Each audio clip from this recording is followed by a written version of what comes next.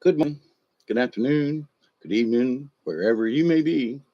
I'm your humble host, Mr. David Null, also known as Hawkeye Two Feathers, and I greet you with the love and the honor of the infinite creator. And I continue to pray each and every day that each and every one of you will continue to learn how to accept and receive the knowledge, the healing, the wisdom, and the many blessings from the universe. And with that, good morning, good afternoon, or whatever, or early morning, and or late evening, early morning. I'm hoping that everyone out yonder in where you live, oh God, I have to do it, where you live at. There are a lot of folks, and there's even some commercials and things that, now I did this for a long time, and I can't remember what it's called, but some kind of predicate adjective, something, something, who knows, right? But if you ask someone, where do you live? Where do you live at? A lot of folks will say that. I used to, and now I'm like aware of it. But, so hi, y'all. What time is it where you live at? you know, but there are some, quote, supposedly intelligent people who, well, I got to say, they still use the where you live at, you know.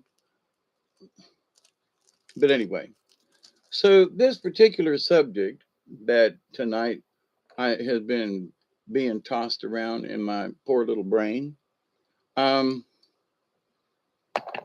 is not about death and destruction and morbid things. Nah, no. But um, in my old age, at looking at things accomplished or not accomplished, or what was I thinking that I even thought that I should do this, different things. Hang on, this.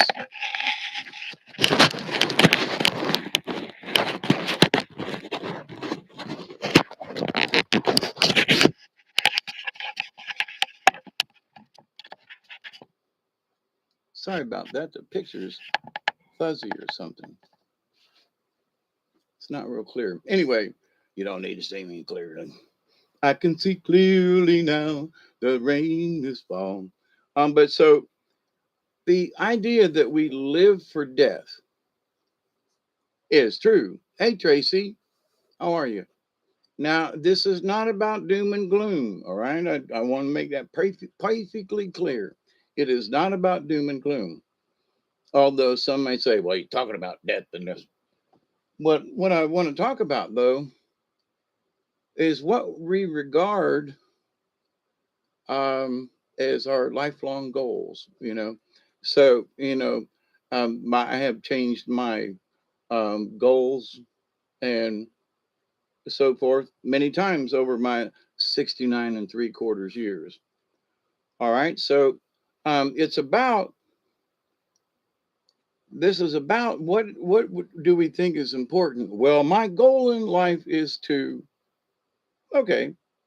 So what if you die before you reach them? Well, like for me, there are several goals I have still not achieved yet. Man, I ain't dead yet, but it's getting a lot slimmer simply because I'm not able to do as much. But to achieve some of these goals. Now, for anyone, we are dying the day we were born. Our death is inevitable, absolutely, and and and I have understood that for a long time. But in this discussion, though, I want to stay out of the doom and gloom. But so what if somebody says, "Well, my goal in life is to be the president of the United States." Oh, okay,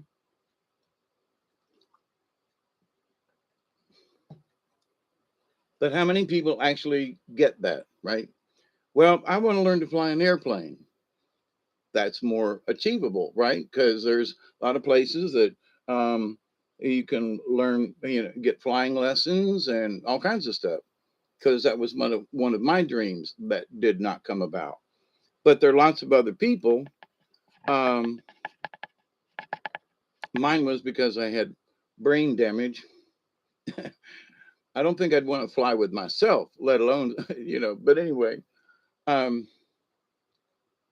but so dreams and goals get changed over the years.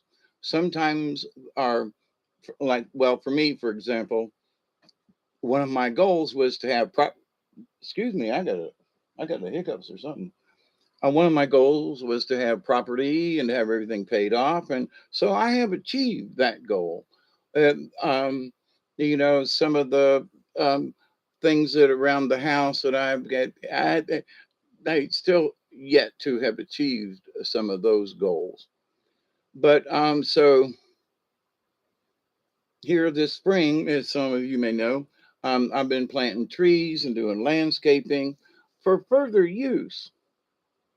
Now, I'm hoping that I'm going to be alive long enough to be able to see some of these fruit trees to come into fruition, right? Bear fruit. Um, but what if I don't make it that far? I haven't dreamed in a long time, but I take drugs. Is that like medication kind of drugs? Because I took a lot of medications and I didn't really dream either, but I haven't been on any kind of other than over the counter type things. Um, but I get that. So, but anyway, so my lifelong goal is to what? I don't know, pick one. Well, I wanted to race I wanted to race at Sebring, and I wanted to race at Daytona, sports cars, not stock cars, but sports cars. Um, and that hasn't happened. I was in a bad accident. My car got wrecked and sold, and anyway, so um, but there are certain things that are ingrained in me, that pioneer spirit. Okay, and so all of my life, I can say whatever that means. I have been able to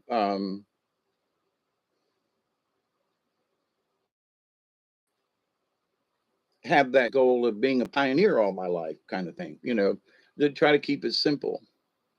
So other people's,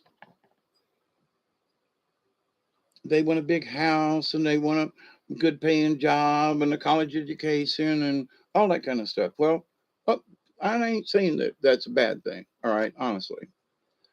But many of the people I've known who did that weren't really happy at the end of it. I went to school, I learned all this, and I didn't really learn how to do anything.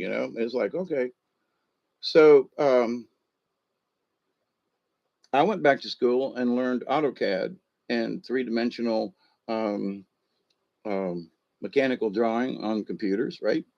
Way back before it was popular, and weren't even there weren't even enough computer power to be able to do it. So, been at it for a bunch of years in that respect. But here's the thing: you learned it, and it took a few years for it to come about. You dream of something, you would like something to happen, but maybe it doesn't happen right away. Maybe it takes 2 or 3 years. Maybe it takes 2 or 3 months. It could take 2 or 3 days, but it could take 2 or 3 decades. It could take 10 years, 20 years, depending on what your dream or your goal is. Now, I've achieved many things in my lifetime I didn't think I would get to do. But as far as my long term goal in life, what is it? Well, now that I'm here, more towards the end of it than the beginning. Um, so, what was really important after all this time? My land here, um, helping other people, that stays in there. Hey, Mel, you'll be 34. Damn. I'm I'm about twice as old as you are. But no, happy birthday tomorrow. Like um it's 12:32 a.m. here, so tomorrow, like the 20, what is it? The 27th, the 28th. Happy birthday, Mel. God to see 34 again. Woo wee.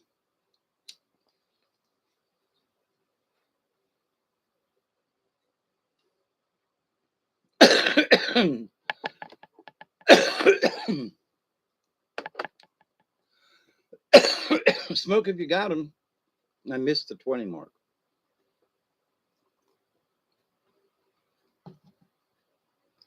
Now, as a younger man, there were things that I want to do this, and I'm going to do this, and I'm going to learn how. Of the 27th. Well, it's the 27th here now. So happy birthday today.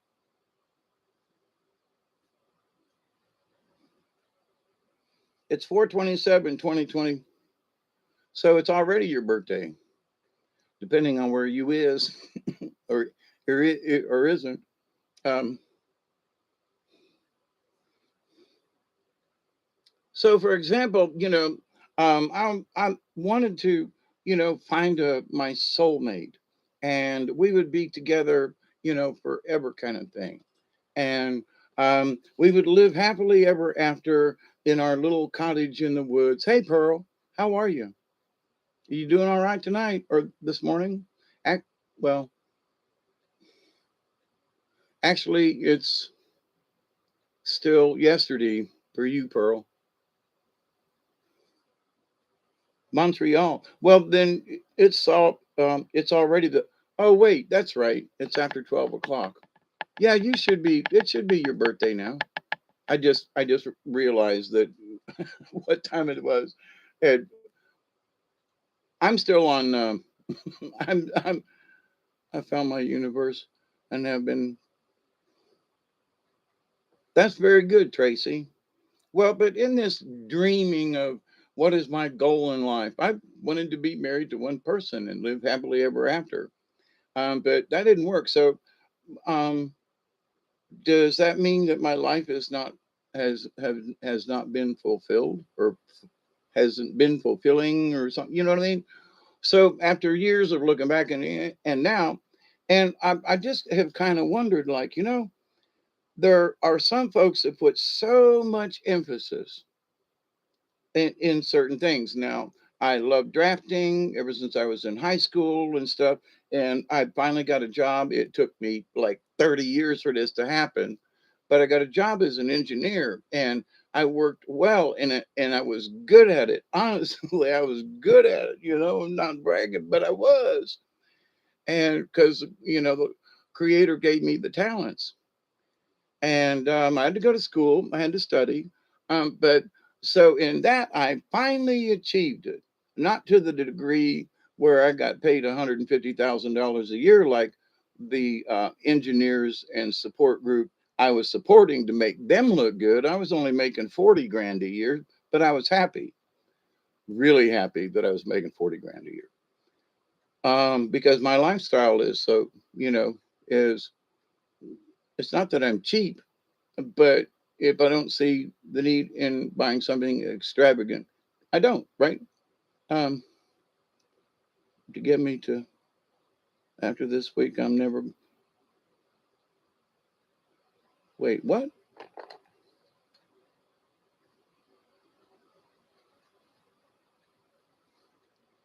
Oh, I need money to get payday. I'm never going to not be able to. Holy crap! And you know what, Delaney, Miss Pearl, I don't trust them banks no way. I go to the ATM and I get money out. And so if I got to buy something at the store or whatever, I use my card, but I got money here to the house. You can't put your hands on it. I can. But I learned a long time ago that, you got to have cash on hand regardless of, just because. And when they got it, you ain't. It's there, but if you can't access it, in then you ain't got it. You know. So I've always got cash on hand here, and that's why I don't think that the dollar is actually that cash is ever going to really go away. Nah, there are too many people that, you know, well, wait a minute. What if I can't get it at the bank? Well, I want to have cash in hand. I'm sorry, but I'm an old geezer and I like cash in hand. So,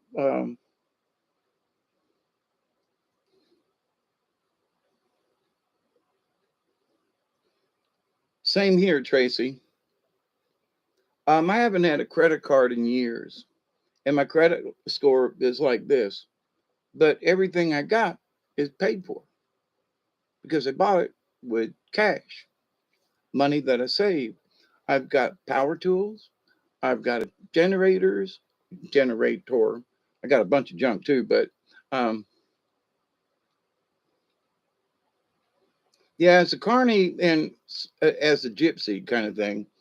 Um, Miss Iveen, who is the manager owner of the carnival, um, that we could leave money in an envelope, and she had a thing that we would sign.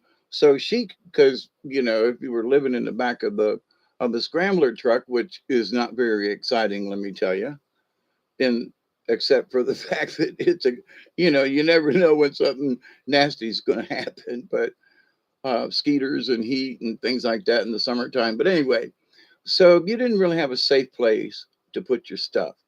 So with the money that we had, we were paid in cash at the end of the. It was on Monday. We got paid on Mondays because you had to tear down on Saturday, get over the road on Sunday, and set the ride up on Monday, Sunday, Monday, and then you got paid. Three different people made Damn it, girl. I know that hurts.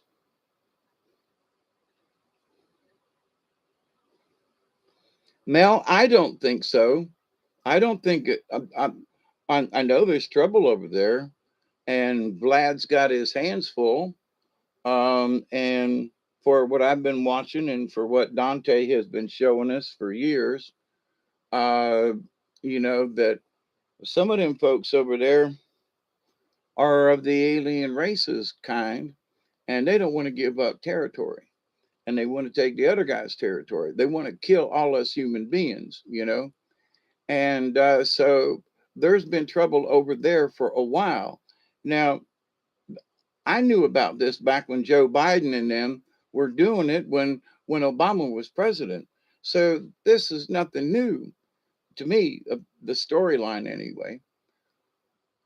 And the fact that they are going in and trying to root out some of that evil, um, you know, I think it was necessary, for them to do it. I'm more on Vlad's side than anybody else's. I'm for the Ukrainian people. Don't get me wrong, but there are folks over there, and we're going to send what some of a couple of $1 billion worth of whatever material, um, um, military equipment they need, and we're supporting the war, and that's just wrong. We need to stop that. Yeah, I used to live in. Oh, yeah, Gibtown. Yeah, didn't we talk about this before? Yeah, the Giants fish camp down there in Gibtown. We had a winter course that was up around Brooksville, but yeah, we knew folks down in Gibtown. Yeah, okay, Tracy. Thank you. My old age, I can still remember some stuff.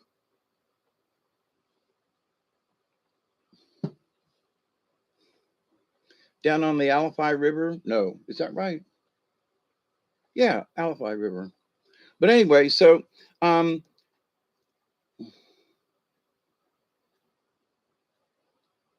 I'm I'm sorry, Mel. I do not see. Uh, One of the things that people are starting to realize, and I've been talking about this for quite a while, Hitler killed people because they were Jewish, because they were queer, because they were. Putin has opened up the Orthodox Church, which is Christian. They have stopped um, persecuting anyone as far as their religious beliefs. Now, because of their religious beliefs, there have been people who are like, oh, they're against homosexuals and gays. If you're a Christian and you absolutely follow the Bible, then it's not allowed. I'm sorry. But if you don't use the Bible or believe in it or whatever, then do what you want, right? So, but in that respect, so everybody says Putin's like Hitler. No, Hitler shut all of the Christianity down. He shut it all down and persecuted people. He has not done that. He has liberated people and has liberated Christianity to all Russians. So he is not like Hitler. No way. And whatever is out there, you're not. I've been watching the facts, okay? And these are the facts, but if you watch the news, he's like Hitler. No, he's not. No, he's not. He's not burning folks and he's not, mowing them down in the streets and all that. No, he's not. But the rhetoric out there is he's worse. Um, he's worse than Hitler. That is not true. Nope. Stalin might have been worse than Hitler, okay? 100 years ago, but no, Putin ain't nowhere near it. And you just have to look at the bigger picture, what is actually going on in Russia. And, the fact that the Ukraine is a sore spot, well, Texans would say that, with all the illegals crossing the border and so forth on our southern border, that we're not strict enough. There was a gentleman who drowned, um, but it took him a while to find his body when he dove in, an American National Guard dove in to save some Mexican whoever's coming across that were drowning, and he went in to save them, and he drowned. So it's like, now is any of this right? I mean, seriously, is any of this right? Um, so we got a war going on borders and have been for a long time. So we have issues with our uh, Diane. Hi, Diane. How are you? So have there been atrocities by between the Russian army and some of the folks in and around there? Yes. But there are also reports coming in, and did right at first, where it was these Bosnian rebel type folks who didn't even have uniforms on, were shooting people in the street. Just boom, boom, boom, boom, boom. And they'd come out of a side street or whatever and shoot a bunch of people and then disappear. And so it's like, what? Hang on a minute. And they're supposedly fighting the Russians. There were no Russians around when they were shooting. So, but in any type of military action or activity, police action, okay, something is, there are going to be people in situations that are going to look like hell.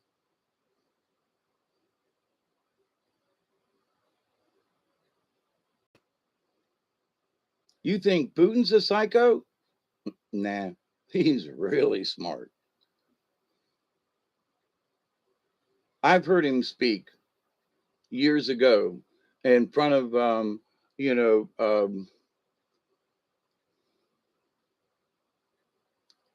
it was some kind of award of excellence.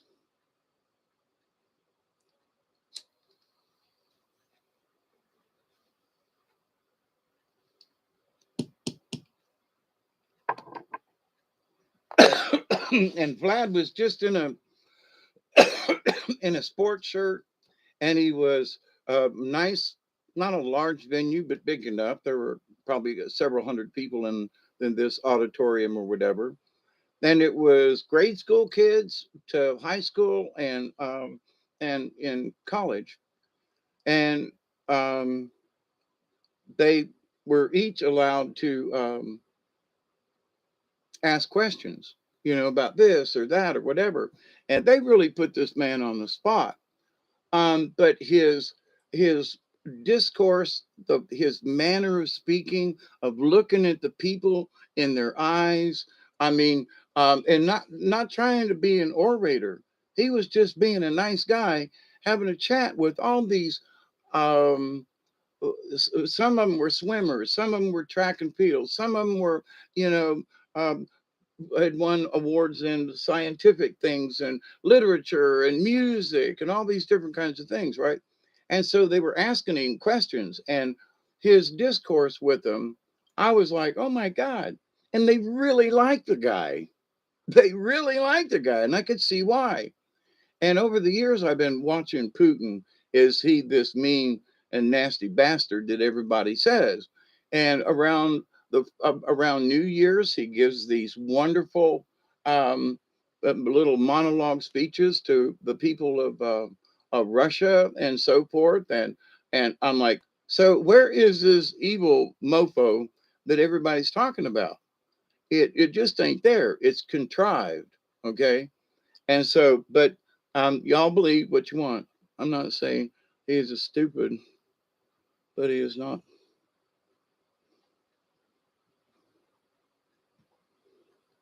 Some of the things that he's had to do to get rid of some of these entities, because he's talked about the super soldiers that the Russians have had to deal with over there.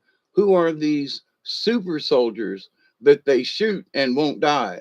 And he's been very open and public about it with a lot of the other different ministries and so forth, are talking about the super soldiers that are over there when they really shouldn't be over there. What business is it of these guys? Um,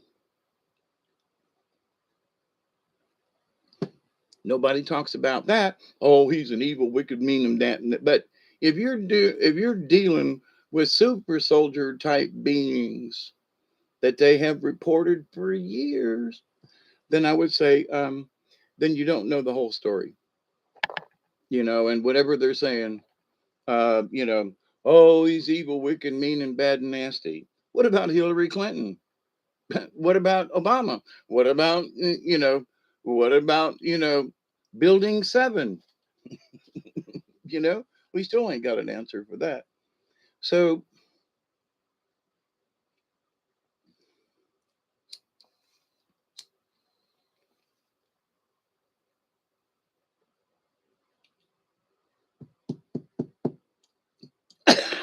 hey, Jules, how you doing?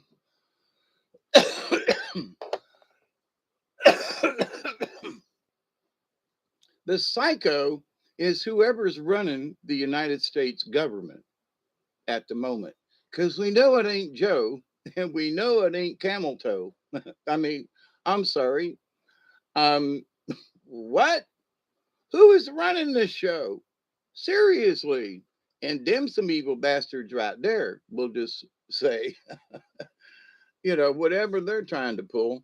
But it ain't the people that we supposedly voted for.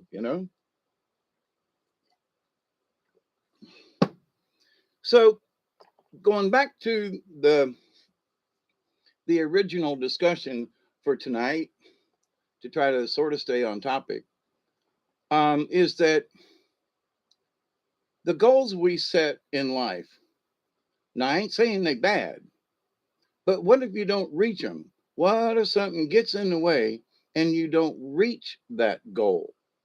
So for me, at 69 and three quarters, because I got to keep the joke going, um, I'm realizing there were several things that I thought would have happened by now as part of my goals and achievements and so forth.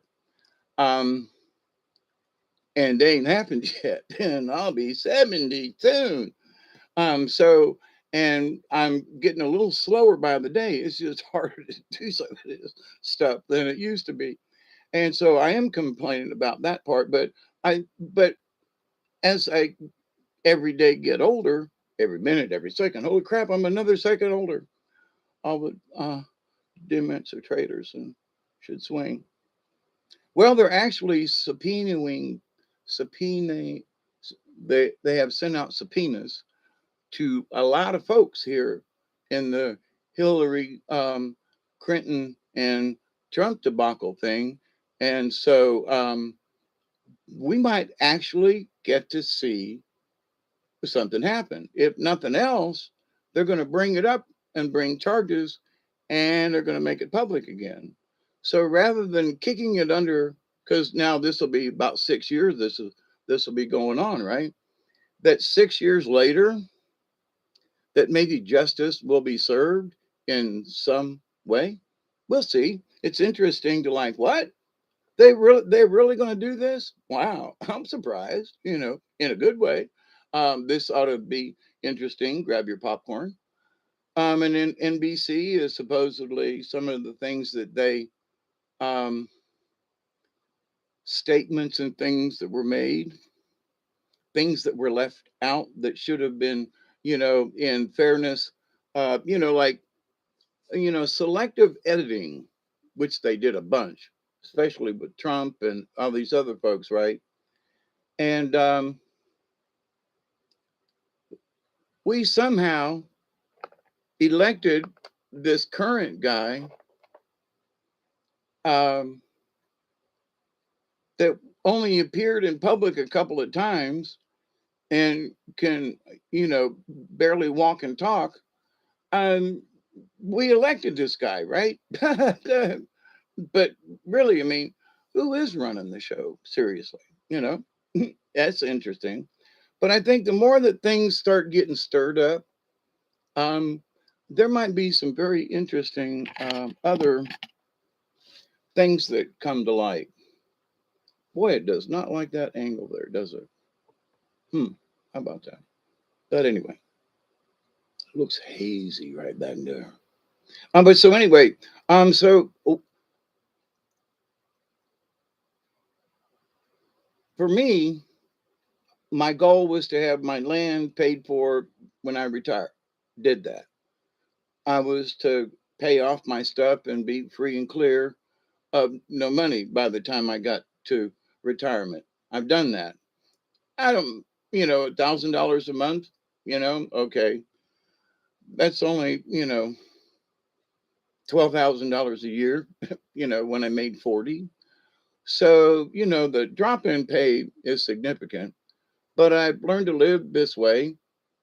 Could I use more money? Absolutely. I had a dear friend send me a little bit in the mail, and thank you to this person. And I got my new catalytic converter in the mail. Actually, it was delivered, and I finally got parts for my other thing so I could weed eat my yard. But so the achievements that we design for ourselves. Well, I'm going to manifest this. Okay, well, what is it? Well, I'm going to manifest this. Yeah, okay. All right, but what is it and why? I'm not saying that it ain't a good idea or you shouldn't do it. That ain't where I'm going with this. My question is simply that everyone should ask is why do I want to do this? What is the purpose for this? So for me, I have asked this question, why do I want to make this goal? Why do I want to try to achieve this thing? And, is it for me? Am I just being selfish? Uh, there were times, yeah, but selfish in a way like, for example, I uh, rewrote Scrooge from Dickens and we put on the play Scrooge. And I did play Scrooge back then. But the fact that we were asked to do it a second year in a row, we had sellout crowds, and some of them rich folks said it was one of the best performances they'd ever seen, and we did it in a small. So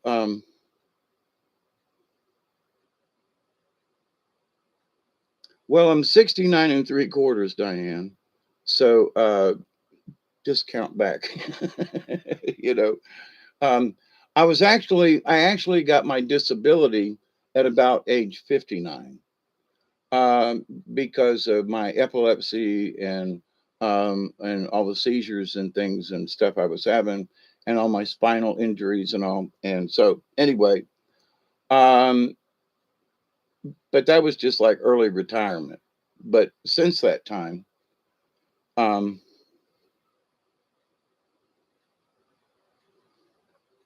so I guess it's been about 10 years that I've been on the dole, you know. And Mel, I gotta say, because there was 30 some people in the cast with all of the little children. We had special effects with smoke and lighting, and we blew folks away, and how it was presented, and the fact that they were like 5 feet away from us. Um, but but I did achieve. Did I? I became a playwright, Scrooge. Now it's not for sale anywhere. It's not out for, but I did it, and there's proof. You know, with posters and photographs and stuff. There's proof that I actually did it. Um, and we did it on stage, um, very creatively. And I'm proud of that. You know, am am I'm not like F. Scott Fitzgerald or anybody like that, but I wrote a play. Kind of, I used as much truism from Dickens as possible.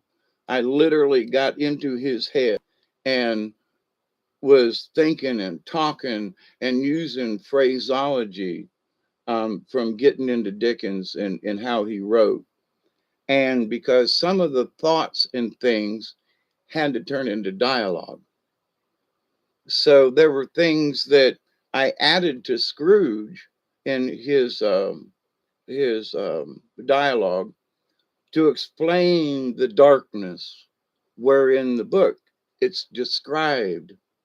So, in order for the people to get the fact that, oh, it's cold in here, the narrator of the story says it's cold in here.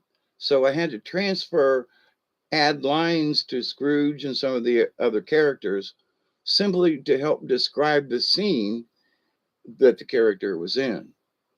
When he hears and sees the spirit, but there's also a description of what it's like in the room. So spirit, there seems to be a cloud around my bed, and the cold, drafty air seeps into my bones, and then the spirit appears. So there's a little bit of added to describe the scene. So in that, I took liberty, but only enough to describe what Dickens was trying to explain. So anyway, hey, Miss Chloe. So anyway, but my point is so I achieved that in my own personal way, and it was like that was groovy. It really was. But I'm not notorious or anything. I was in the premiere of a musical, with folks from, Tallahassee Little Theater, from FSU Theater, and a choral, and all the folks around Thomasville and so forth. um, you know, with the opening of, the Vikings in Thomasville. So I was in a premiere as one of the lead characters, and will forever be known for that, because anytime they print it up, they always have to show like this was first performed by. They list the cast members, and there's usually a screenshot of the stage or something. Um, it's part of the deal. Um,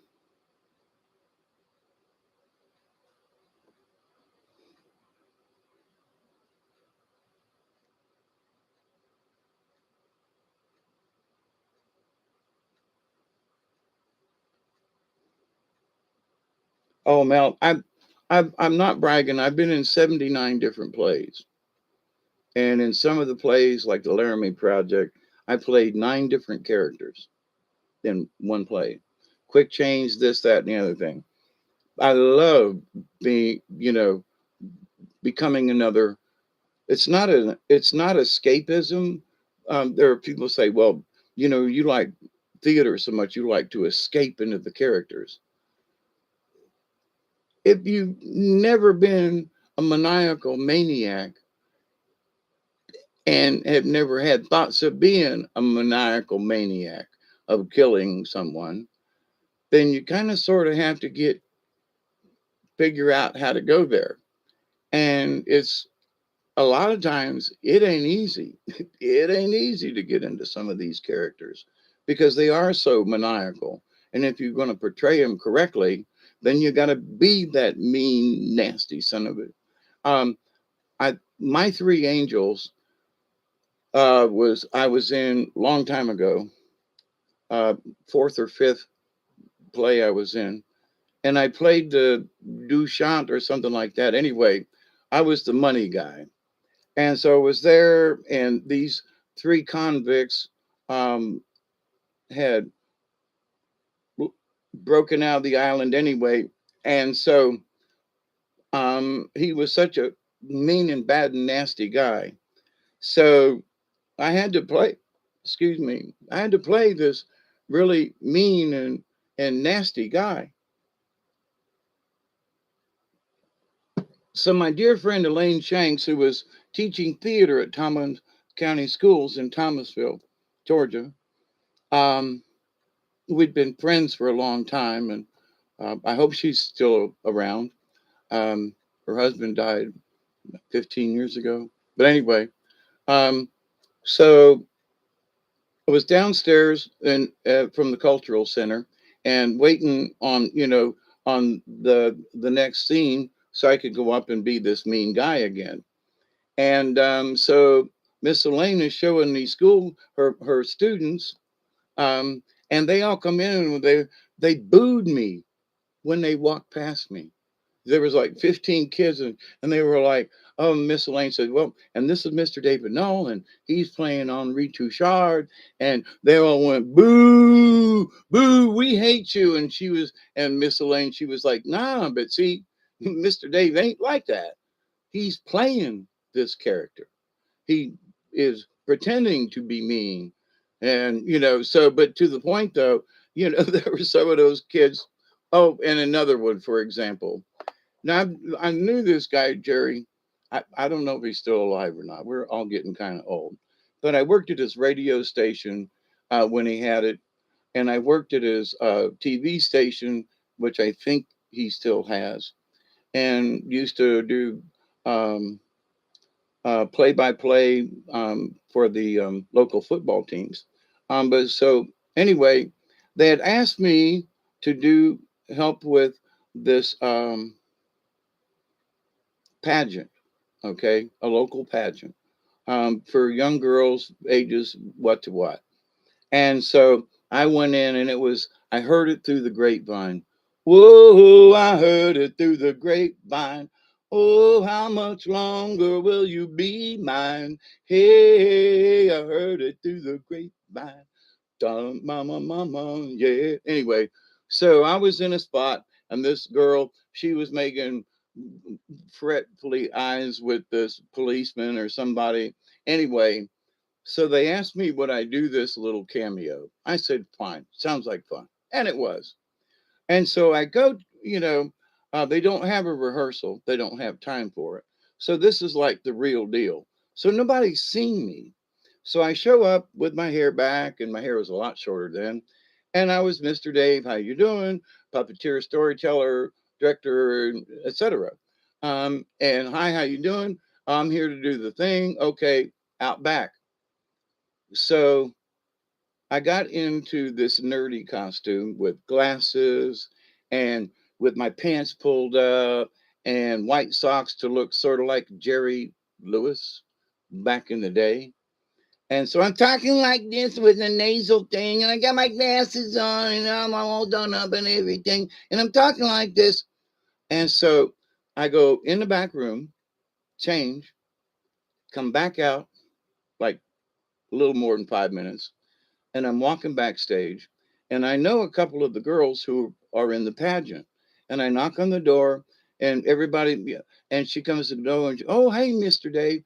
And I was in character, and I went, well, hi, how you doing? Are all your girlfriends and everybody going to be in this pageant? Well, a mother, literally one of the girls' mothers, was behind me down the hall. She went and got the cop because they didn't know that I was in costume. And now several of the girls in there go, hey, Mr. Dave, because they'd seen me do puppet shows. And I was like, hi, girls, how you doing? And, the cop comes around and goes, who are you? And I was like, I couldn't take off my makeup. All I had on was a pair of glasses and how I was acting, right? My pants was all pulled up and I was walking goofy.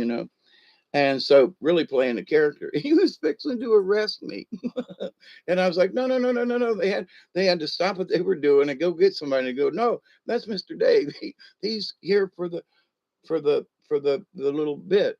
Oh, so I almost got arrested for playing that character. But I'll tell you though, it got me out of a bind or two simply by you get pulled over by the cops. You got a bag of weed sitting on the front seat of your truck, and you don't want to freak out, so you go into a character and, hi, officer, how are you this evening? You look lovely. Is that a new mustache? you know you know how do you get a new mustache? Well, they don't make them like they used to, and that's another story, but for another time.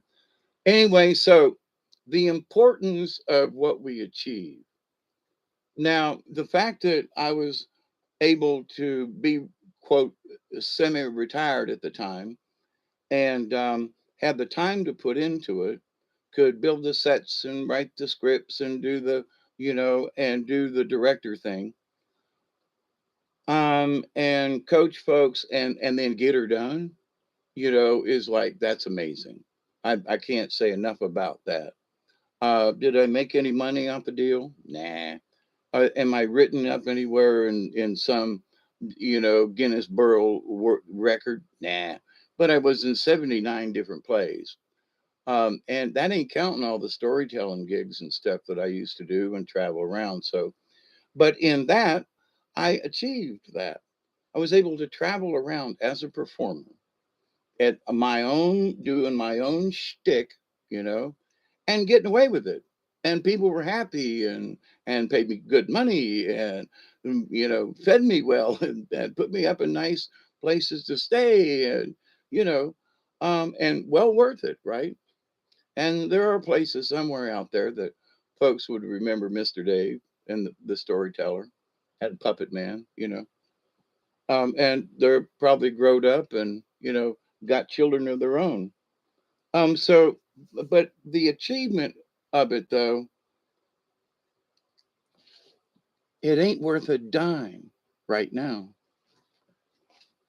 So, what did I get out of it? Was it the achievement of doing this before I died? So, well, I want to write a play and get people involved, and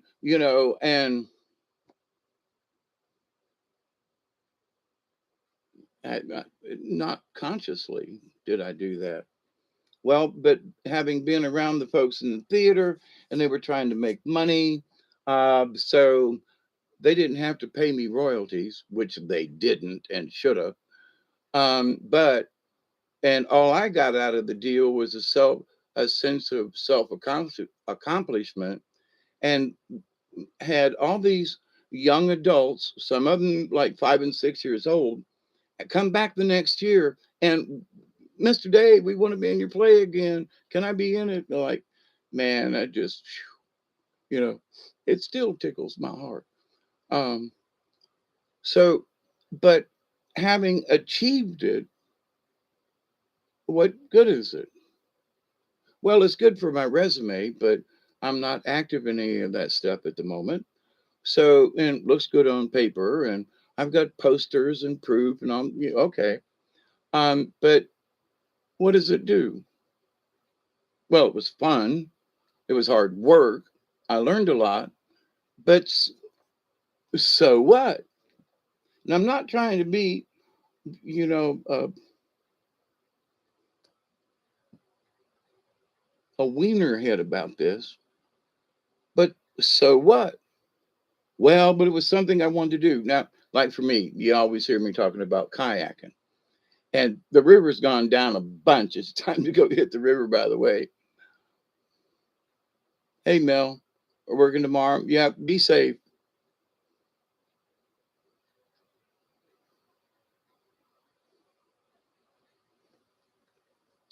Good morning to you, Mel. Oh, and happy birthday, right? But so anyway, but in the long run, what if I had not achieved some of these things? Okay, so I didn't get a mate for life. If anything, I got stuck um, by the misdeeds and things of the wives that I've had. You know, stick me for money, tell lies about me, just, ruin my puppet career because of the lies of my last wife. And just like sleep well, Mel. Don't let them bed bugs bite.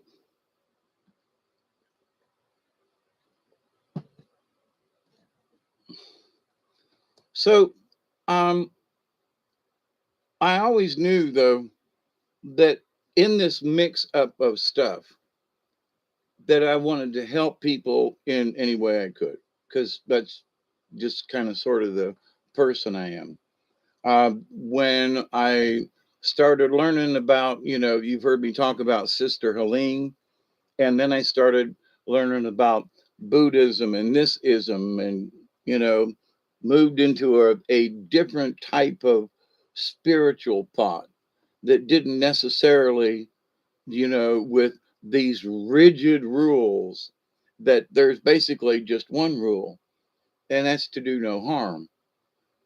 And still, anyone who wants to argue with me about it, go ahead. But if you say, well, it doesn't cover this, it probably does. And you just haven't looked at it, because I've looked at so many scenarios and I'm like, they all fit under the law of one. Um, but anyway, um, the idea that coming out of the Catholic Church uh, was that everything's a sin. It's a mortal sin, or it's a venial sin, or it's a convenient sin. Convenient sin, right? We're all going to go to purgatory, and the devil is, this, and there's, this and that, um and you got to make sure you give us 10% of everything that you earn. You must tithe and give it to the church. And then you must go and confess your sins for whatever they may be, and pay tribute when the church has a mass and you got to drop coins in the basket. I don't remember Jesus doing any of that. You know what I'm saying? I mean, he gave to the people instead of the people giving to him, right? The loaves and fishes story. So, but anyway, so to look at the things in Christianity from a different perspective by speaking and having all these good conversations I had with Sister Helene, totally, you could see through the lies of the Catholic Church and through other religions too, and you could see through where they had stretched the truth and turned it into something else, right? When, these are the basic facts, and this is what's important. And it's still Jesus, it's still the Bible, it's still Christianity, but it's without Paul, it's without a bunch of other stuff. It's with the realization that Peter, upon this rock, the one that denied Jesus 3 times before the cock crowed, he didn't hang, but anyway, so that in early Christianity, he turned against the other apostles, and that there was a big row between them. And folks don't know about that kind of stuff. But when you delve into things and are open to um, not necessarily other interpretations, but other scriptures and other things. And you go, whoa. Now, they didn't teach that in catechism, but they taught us all about this. So, okay. So, what the church spiritually wants you to achieve is that you get to go straight to heaven, sort of. But since everything's a sin in the eyes of the church, and to live like that, you would have to be a saint, okay? Um, but that somehow not everybody can do that. They don't have the time to be that, you know, because what? Of society, of social circumstances, of you know, the Caesar getting pissed off at the people in the village and burning the village down. Now, who predicted that one, right? So there are things that happen and have happened to peoples in places and on purpose, sometimes not necessarily. But the idea, though, that what these people wanted to achieve in their lives were cut short, or their village was burned, or a tornado tore the town apart, or, you know, like I'm still cleaning up after that Hurricane Michael, what is now like 4 going on 5 years now. There's still damage from that, you know? And so, but those types of damages keep us from achieving certain goals. Now I'm gonna come back on myself and my river in the backyard because there are so many trees across the river. My dream, one of my goals, one of my achievements that I wanted, you know, is to have the river open for people to go, you know, kayaking up and down. You know, all you got to do is show up and say, hey, you know, can we get on the river? And depending, you know, it probably, well, maybe, or unless it's too high or way too low. But sure. Hey, Kimosabi. Hey, Barry, how you doing? I've been sending you extra prayers for the pain because I've been going through some myself, and I know if I'm having it, you're having it. So I hope you're doing better. You got to keep moving. Keep that in mind. But so anyway, so there are circumstances that just come out of nowhere that keep us from achieving those what might otherwise seem like a simple thing. But the amount of trees that are over the river that you can't get through. Um, if it weren't for those, the banks look good, the channels are clear mostly. There's some beautiful scenery down there because of the many years we've last year we had so much rainfall it just scoured the riverbanks and stuff. It looks is really pretty down there, despite all the trees that went down. But you can't get through it because of the hurricane damage. So with all my achievements and everything, God Almighty, but we had it cleared for years. Drought kept us from being on it. And then when it started raining, it stormed and hurricaned, and now you can't get down the river, which is truly a shame. So, am I being selfish in like I want to get those logs out? So, am I an overachiever? You know, well, what's my motivation? Why? Well, I really do know why. I want to share it with other people if they ever come. And so, and I have shared it with a couple. Good, Barry.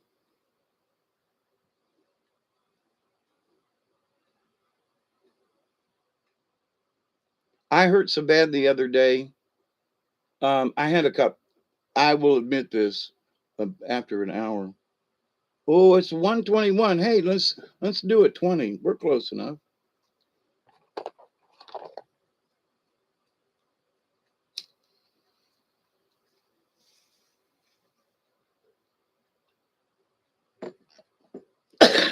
So that was a good 20.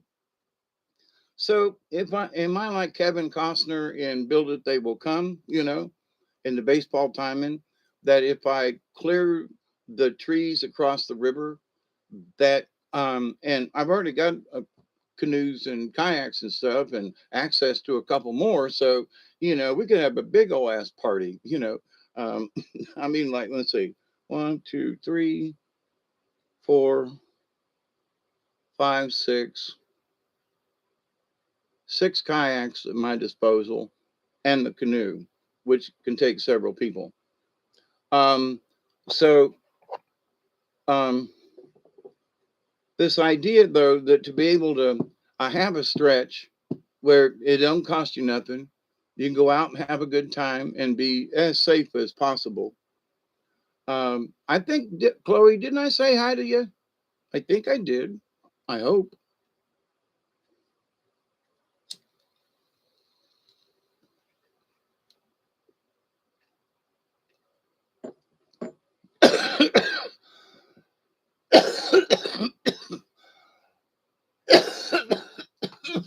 Woo! That was an extra good one.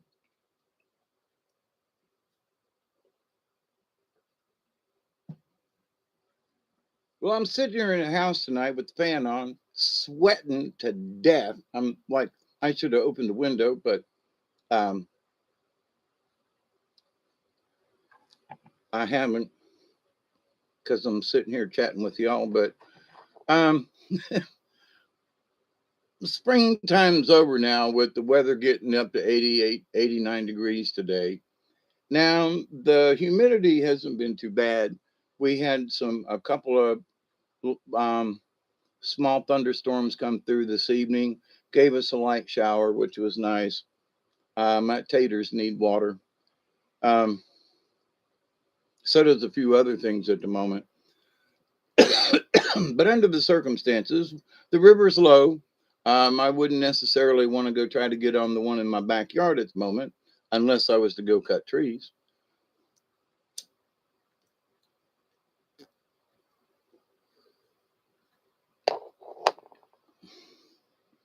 And the big Oclockney is at about 5.5 feet and dropping quickly.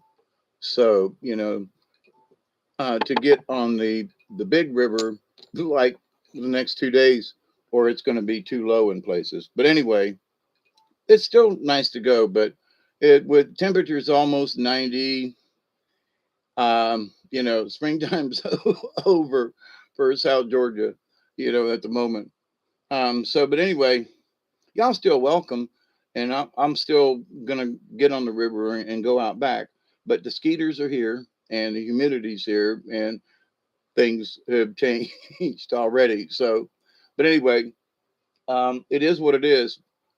So, but as far as achievement goes, so you know, I realized that I did have a lifelong goal, and that was to have the property and have a place to live, my bills paid, done. All right. I didn't anticipate having to live on as little as I am, but it's all good. I'm still here. Um, so those things, there were things that I wanted to achieve. I did. I'm here, but with very little income. Okay, not as I had planned, and not what should have actually come to me either. Us baby boomers are getting screwed out of bunches of bucks. Anyway, so I want to finish cleaning up the place around here. Um, and I got my weed eater working today and mowed some yard.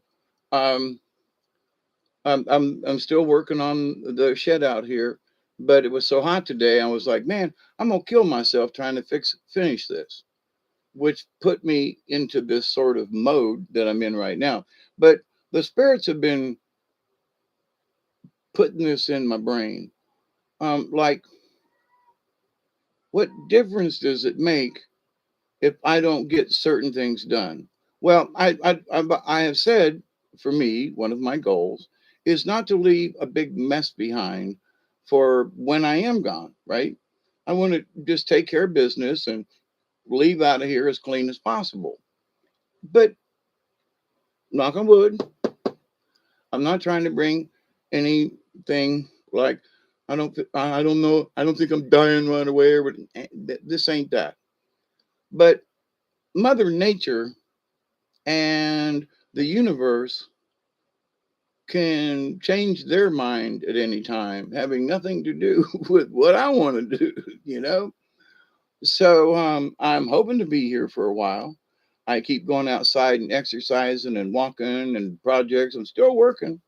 I'm still trying to achieve them. Um,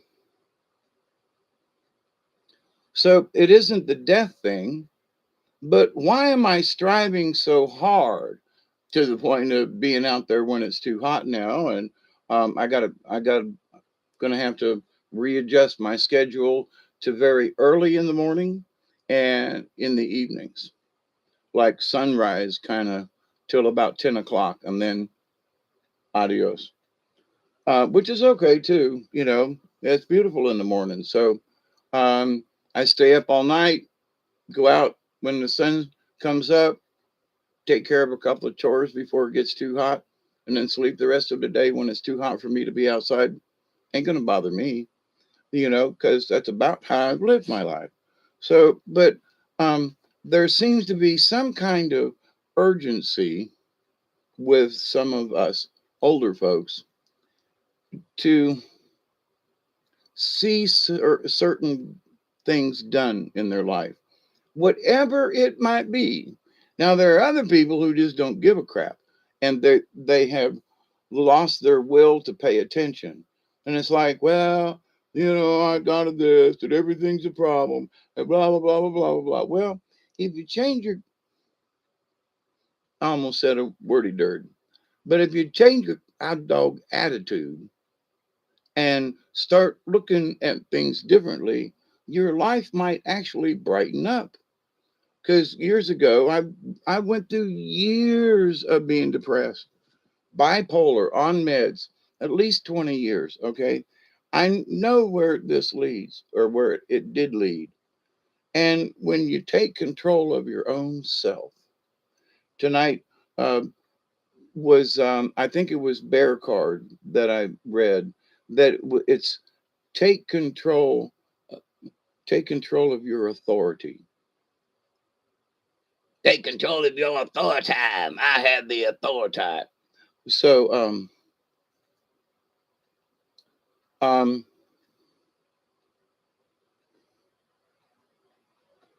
so authority in things. Now, I'm going to use this as an example. A friend of mine years ago, her husband died. Now, he was a contractor. I mean, like $1 million a year gross business. They had property in Atlanta, Decatur, all around up there in Atlanta. They had um, them with some other folks had built these apartment complexes. And so there was like four guys and they had four different complexes. They were all the same, but this guy got revenue off of this one and this guy out. They each had their own, but it was a four complex thing anyway.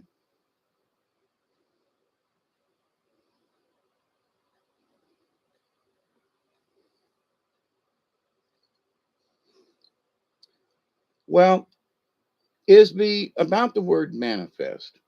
And this is my point. Her husband died. I'm so sorry, honestly. But in that, at the same time, uh, he died of some kind of disease or something rather suddenly. So there's nothing. I'm not faulting the situation, but here are these folks who've got these $75,000 cars when 15 years ago that was a lot of money for a car. Now it's like everything costs that much. But so then they lost this condo, and then the market changed, and then this went down, and then that went down. So she went from having a multi-million dollar houses and this and that and this and that and this and that, and ended up homeless. Okay. What? because she, as things were crumbling around her, instead of learning to consolidate, which meant that she would have to change her lifestyles and her way of thinking. And but oh, big parties, and they spent 150 to $200 on a dinner with drinks and everything. That was like pshaw, that was cheap. you know where you and me'd go, I don't think so. I'd take that money and I'd go buy me a pizza or something, but with the attitude, though, that the goals that her and her husband had set and had achieved until he passed away. Then her goals, well, he's dead now, but she wants to continue living the lifestyle when everything is literally crumbling around her. People that he was in business with, they were having issues in the real estate market. She was a realtor and hadn't sold anything in a long time, along with a bunch of other folks that I knew who were realtors, and nobody had business. And those that had been in business for years were struggling, and they were letting people go. So her income just went down the tubes. Those folks who were renting and leasing and whatever, they started defaulting on their payments. Then the houses and things that she owned, they had owned, went into bankruptcy, and it just fell apart. And I'm very sorry for this woman. And we were in a play together. We did The Diary of Anne Frank, and I played the overweight Jewish guy that was sneaking food and so forth. I had to play a mean, badass character in that, and I made stuffing because I wasn't that fat, but I had to show that I had lost the weight. So I made this T-shirt within a T-shirt, and I stuffed it just right and padded it so I could take it on and off and always look the same every time when I wore it. But anyway, so but the last time I saw her, um, I was like, you have no place to stay. I said, I'm a single man. We don't have to sleep together. That this ain't that. But I said, you can stay here. I think it would be better than sleeping under a bridge. And she said, oh no, oh no. And I said, what do you mean? She goes, oh no. She goes, when I was in the real estate market, she goes, I would just hire somebody and to bulldoze down your house and just sell the property. I'd get more money for it. And I went, what? I'm offering you a freaking place to live because you're living under a bridge. And oh no, oh no. You couldn't live my lifestyle for even just to get your brain around or whatever. The last time I heard, she was um, on a serious suicide mission for herself, and I do not know what's happened to her. I have sent prayers out in the universe every once in a while. But to my point, there are these two beautiful people, good couple, had children, had acquired. They worked for it. He was very successful in construction, and the market went bad. A lot of people lost out. A lot of people lost money, but she lost her husband too, and his source of income. When if he'd been still alive, he could have still built houses for people where she couldn't sell them, being that the real estate market was so bad. But to the point, was it either one of them's fault the way shit turned out? They got what they want, but they didn't. He passed away way too soon, and she had to watch everything that they had worked for literally go down the tubes, and she doesn't have an income, no place to live, eat, or whatever. And I think she was a year or two older than me, maybe. So if she's still alive, she'd be like 71, maybe. But anyway, But so to the point of this, a dear person, she was kind and giving and all that. Um, but then it was we had I had discussions, and she goes, "Well, there is no God." And I said, "Okay, if there was a God, because I've prayed, and then if there was a God, he took my husband when way too early, and if there were, it was almost like she was the story of Job in the Bible. Everything that her and her husband worked for, it just switched characters. She is Job in this story. And so watching the story of Job unfold in front of my eyes over the years that I've known her, it was traumatic for me because just seeing the decline of this person, and I was also having issues with my own decline, um, because of medicines and things, and just brain issues. Um, so we were declining together in a way, but I didn't have near as far to go as she did, and so um, I've been able to maintain the lights here on in the house. I don't have AC because I know I can't afford it.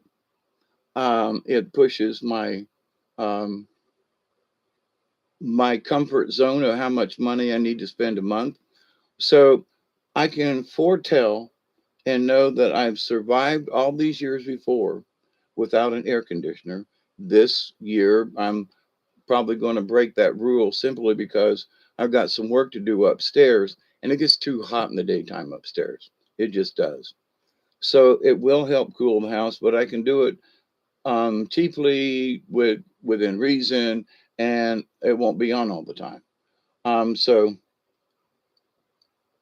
I can manifest my future by what I plan on doing. And now, last year wasn't very hot. It was more muggy than hot. So, but this year, if it's nice and hot and muggy, then an air conditioner is going to feel good for me because I'm having issues with heat. I just, when it gets above a certain temperature, my brain goes wacky, my body goes weird, and I just can't handle the heat. So as I'm having to adjust myself to old age. All right. So small air conditioner so I can, so it stays cooler in the house, and I can go retreat there, and I want to do some. I've got some pictures and video and stuff that I would really like to do, simply because I have it, but I haven't produced it yet. I'd like to publish it. Um, and I'm sitting here with this laptop, and not really the ideal place for me to be doing this. I've got upstairs in my office other computers and screens, and all set up with the proper ergonomic everything, comfortable, except it's hot up there. So I want to fix that. So so I don't have an excuse, and it will help keep the house cooler because it does affect me for whatever reason. So my goals was to be able to acclimate every year, and I have. But sometimes, like in the wintertime, I don't. It's not cold enough for me to build a fire, and I might not have the wood.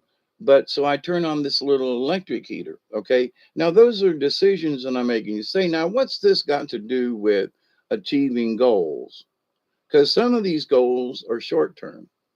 But because I've got this really nice big cast iron heater over here, I'm able to have enough wood every year to put a fire in it and keep me warm and not spend any money, except for the chainsaw, but I use the chainsaw for other stuff too.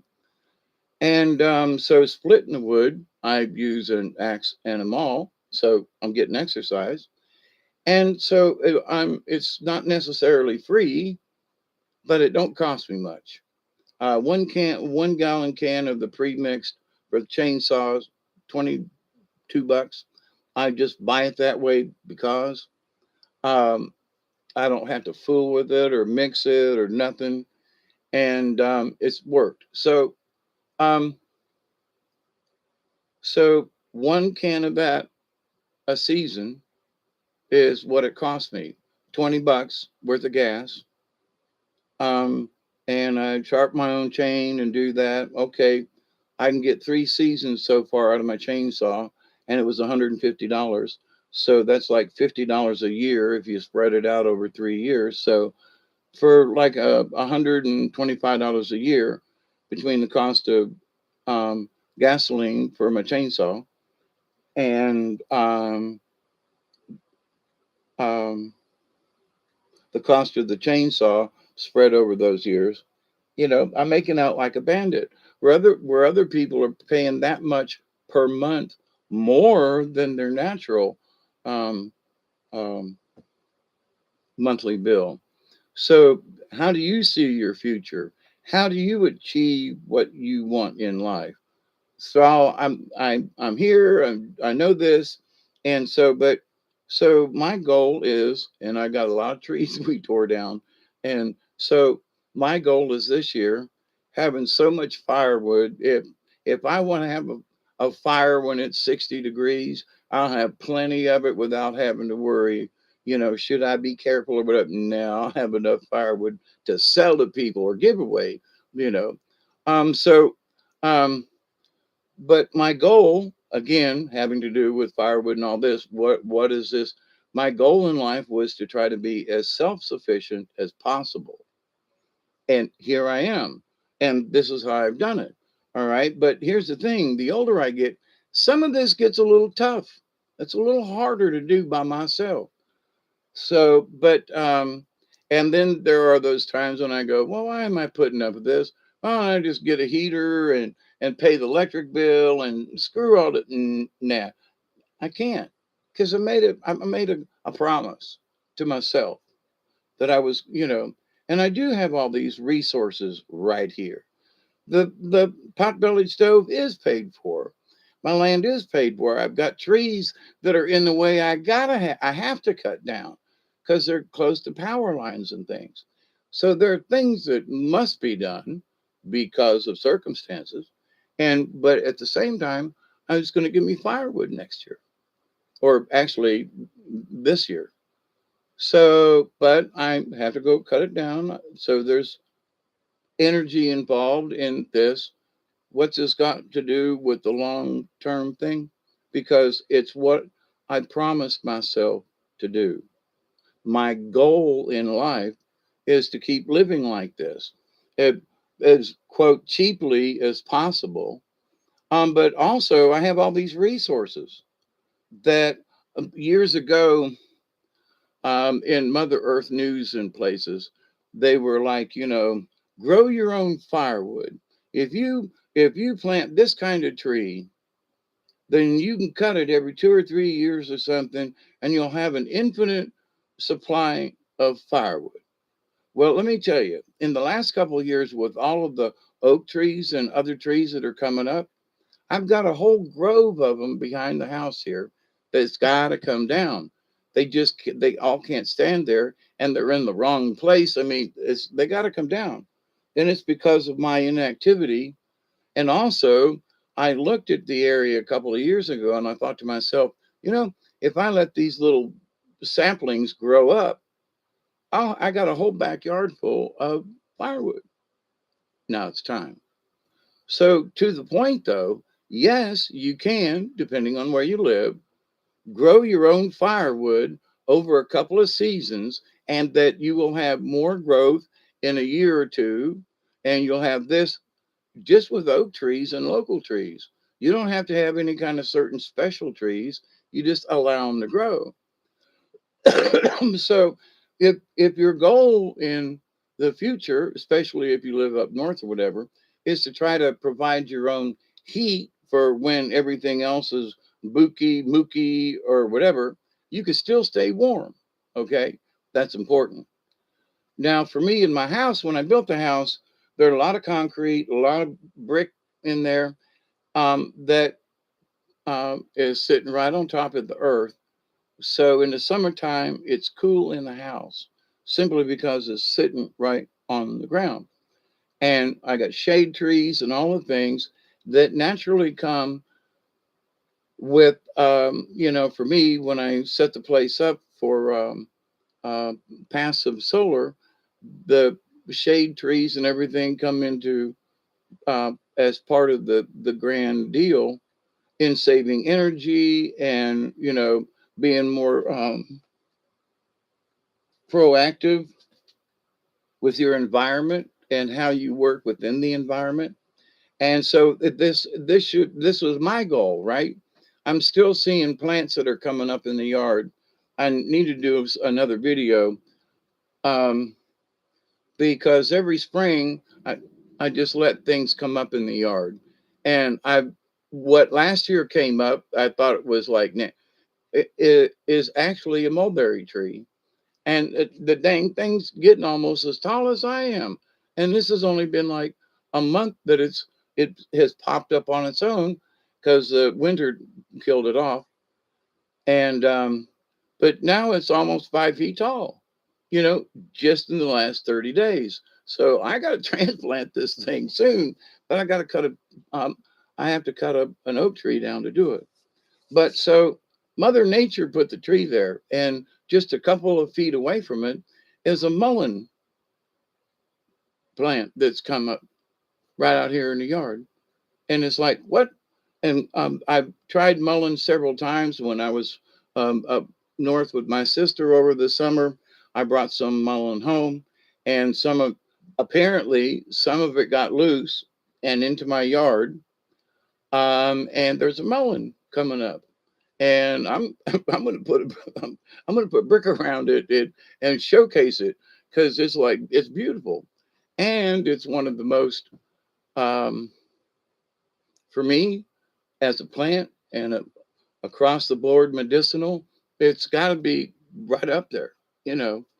And it's all over up in the north of here, and it used to be around here too. But so the fact that Mother Nature, thank you, planted some mullein out here in my yard is like, thank you. And another mulberry tree. Thank you. I mean, I found all these other fruit trees. Thank you. Mother Nature's has put these things out.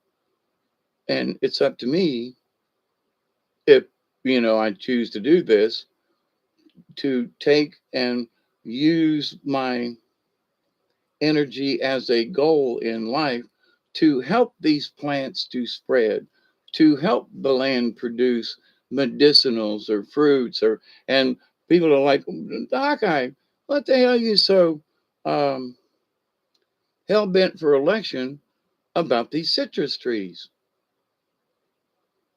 Answer: scurvy.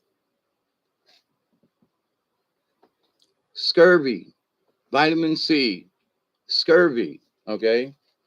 And so what is it about this? It's called scurvy. So I want to be able to get my own natural vitamin C. I've got a lemon tree out here that finally has blossoms on it and has tiny little tiny little lemons on it after all these years, like 5 years in the ground. I cut these trees back, and now they're out in more open sun where they're supposed to be. And Lord have mercy, they're um yeah, so in the um now most of you folks, and I'm talking about the scurvy, poke salad, anybody that knows about poke salad, folks don't realize why poke salad was important. Because folks had come out of a hard winter, one of the first greens to come up, as far as natural. Now, if you had collard greens and that kind of thing that you were growing that's edible, well, that's one thing. But good night, it'd be,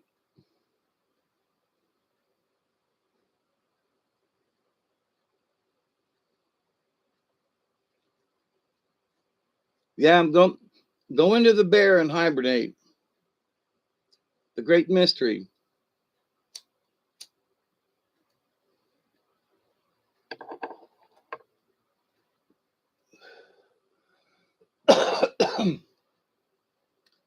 Now, so this thing about our achievements and we're all working towards death, that really is true.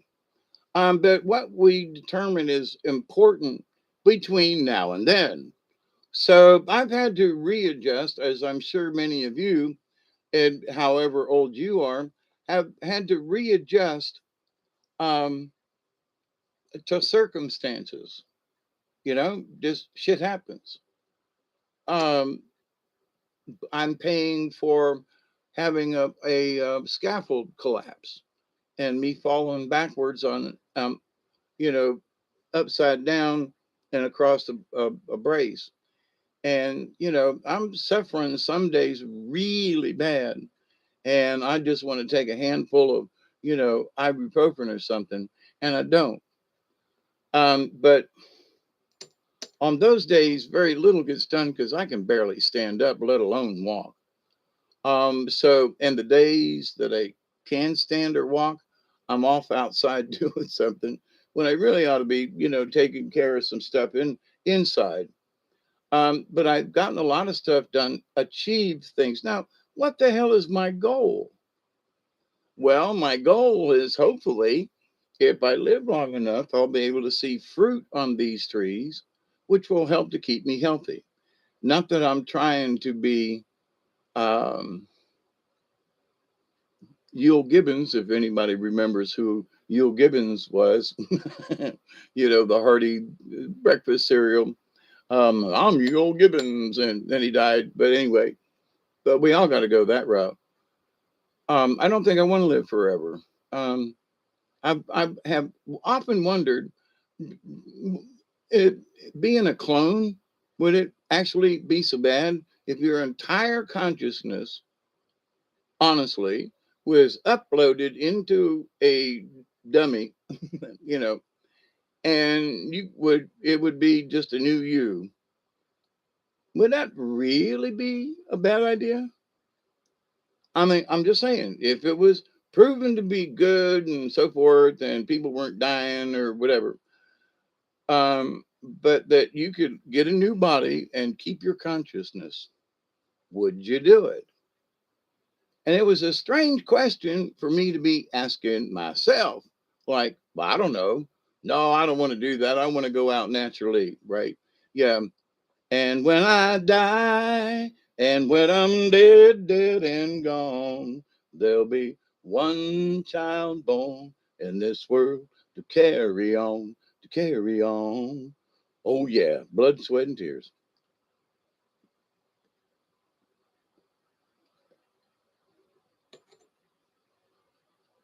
So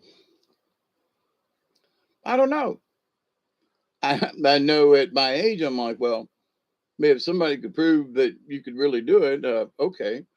Eh, if you could just fix my back, I'd be really happy with that. So, but um, so for what I consider goals at this stage of my life, I've got all these free trees. I've got all these things that Mother Nature has granted me over the last couple of years, as far as just stuff that pops up in my yard. How convenient, you know what I mean? So it's like, with that said, though, then this convenience, shouldn't I try to use it as much to my advantage as possible? The answer is yes, but why? Well, I don't know. Is it a lot of work? Yeah. Does it hurt? Yeah. Is it inconvenient for me sometimes when it's warm outside and I really need to transplant these things or whatever? Okay. But here's the thing, though, that by working extra hard now, though, to have fruit trees come up, like this new mulberry tree that's going to produce fresh berries with vitamin C and, oh, poke salad. Poke salad has a. I went off on a tangent. Poke salad was high in vitamin C. It still is. So after coming through a hard winter, people would make poke salad to get their systems right. Um, Scurvy. Um, sailors on the open seas, etc. Oranges and grapefruit and lemons and limes or whatever, anything that had vitamin C in it. So in my older age, to try to stay healthy, to have my own natural vitamin C that I can share with whoever, wants to have some vitamin C with me. I'm like, okay, but I'm going to make you work for it. I want you to help me clean up the spot over here and then take a bushel of these home, you know, turn it into juice or something. But, and eat the pulp, use the pulp because there's fiber in that there stuff. And you can, the zest of these fruits, are really good that you can add into different dishes and stuff. So you can even eat the peel, okay? So and that's very appealing. Haha. So, but future events. So I'm going to go ahead and plan on these things because I ain't dead yet, and they're already available. So, but a couple of years ago, this was not my goal. Okay, so years later, which I wish I had done years before. Now my goal is to try to take advantage of this. Why? Well, whether for me or if I live 5 years, 10 years, or 2 days, um, if I've planted them and they're living, then whoever comes after me then will have access to the fruits of my labor. Ain't that a weird one? But to the point though, so but why not? But okay, so where does this fit in spiritually? Well, spiritually, I feel that by doing these things, I'm working closer with Mother Nature. I'm not just planting a couple of seeds to see what comes up. No, I'm talking planting trees here, with long term landscape effects. And, that's going to make a big impact on the property over the next few years. If these things come up and do right and everything, it's going to be really cool. On the other hand, I don't know. We have to wait and see what Mother Nature does, right? So, but we provide water and nourishment and love and hope everything works out. But anyway, so the goals. What does this mean to me spiritually?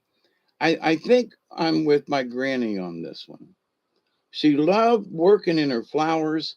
She didn't have much of a garden. It was just around this, 12 by 60 trailer. And there was a sidewalk around it and a stand up pool in the back and some other flowers on the other side and around the tongue of the trailer. And that was her whole world. Now it was a nice place there back in the day and in the country, and near Zephyr Hills in the interstate and all. And that was what her goal was to um, not only retire, but to live out in and there were all the neighbor kids knew Granny. They all come down to go swimming with our grandkids and uncles, aunts, and whatever. And so she was well loved in the neighborhood. Not a lot of traffic on the streets, whatever. You could take a walk or ride bikes through in the neighborhood, off the beaten path, but near everything. And so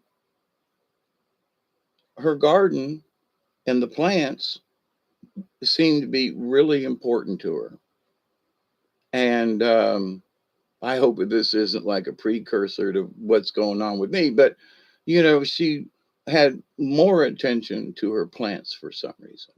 She always did, but there was something about going out and digging with her flowers or watering them or just go out and talk to them. And interestingly enough, here I am in this mode in my older age to want to plant more trees and to plant blueberries. And oh, the blueberries are doing great, by the way. Oh my God. I got to get some money up and buy some more blueberry bushes. But anyway, um, the ones that are here, and I've been making trails and clipping and doing, there's a bunch of wild blueberries, and some of these bushes are just loaded. So we'll see. If we don't get enough rain, though, they won't fill out as much as we would like, but they're still doing well. Anyway, so Mother Nature, Creator, has already placed these things here on my property that I was not aware of fully till a couple of years ago, last year especially. We've cleaned out the mulberry tree over there and underneath it. Um, all around the mulberry bush, the monkey chased the weasel, the lump, the dump, we're all in fun. Pop goes the weasel. Penny for, I can't remember the words. But anyway, it's already making for a nice shade tree out there, and it'll give berries. So, and I haven't uploaded the videos that I've done yet.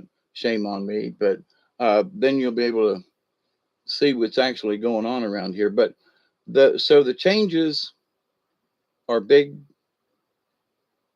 and never been done. Some of these areas that are opened up, so I don't know what's going to come up. But so far, an extra mulberry tree, all these other things, the um, the mullein right outside the window here.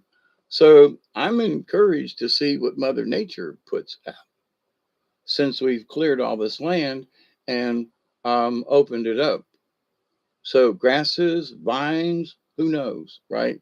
I know that there are a lot of grapevines. Now, what does this have to do with the topic? Death. Because all of these things die. Blackberries die, they winter over, and in the spring they bloom. And if you're lucky, you'll get blackberries. Blueberries, they die back. The leaves fall off mostly, and then they bloom in the spring and put out berries. So there is this cycle of death. All right, the forest loses all of its deciduous trees, lose their leaves, and when you know Mother Earth is in the ice stage for North America, um, which is cyclical. It happens every year. Um, there are fluctuations, but pretty much the same. So then we can plan around those things. It's springtime. You plant seeds for the garden and everything, and you plant them now or last month actually, because if things take 30 to 60 days, you're going to be into July before you get anything that actually makes, right? And so you got to plan ahead for these things in order to achieve your goal. So your goal in life is to have enough food, is to stay healthy as much as possible, and cost you as little as possible, and be nutritious and good for you. So my goal in life hasn't really changed. My method has changed a little due to the times and my age, and my realization that I should have done some of this stuff years ago. I did plant plums, I did plant pears, I did plant some other things, and have had minimal success over the years, mostly because of drought. We just didn't have any rain, and um, so to be careful in that. So, but stuff happens. Some years you have great years, and some years are ain't so good. But do we give up? We still looking for the goal. We still need food, shelter, and we need to keep it as simple as possible. And being self-reliant, I still say that people should, regardless of your circumstances, if you live in a neighborhood, you should still learn how to be self-sufficient.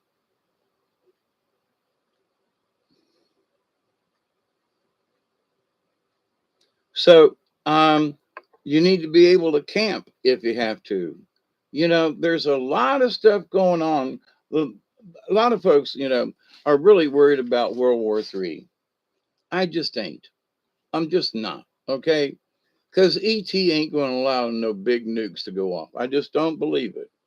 There's a lot of other things that I'd be worried about. Now, whatever is going on with the sun here with you this last year now, with the upticks in the class M3s and fours and big SOBs coming at us. A lot of energy, a lot of cosmic gamma rays and stuff coming in that we just ain't being used to. Okay, neither is the planet Earth, and we are literally getting bombarded. I am much more worried.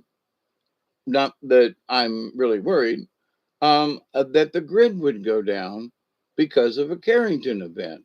And why do I say that? Just look at what the hell the sun's doing on its own. Now, maybe ET or somebody is pushing the buttons because there's some other weird things that are going on in our solar system. But again, years ago, we were warned that we were going to be getting some big time cosmic rays, and energies coming from the center of the universe, the center of our galaxy, okay, and moving outward and so forth. And most of us will admit that there's been some definite energy spikes and changes. Um, the Schumann res has been fairly decent. It's had about every 12 hours or so, there's like a little bit of hum and then it calms down, then some more hum, then it calms down. So, but it's not like spiking like it was.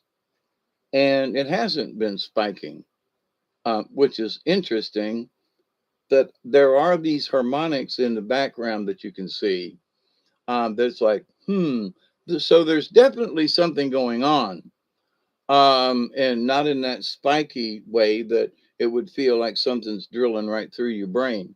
So, and what's this got to do with death and taxes?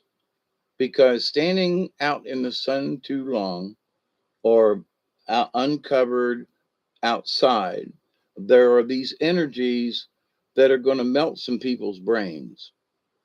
I mean, seriously.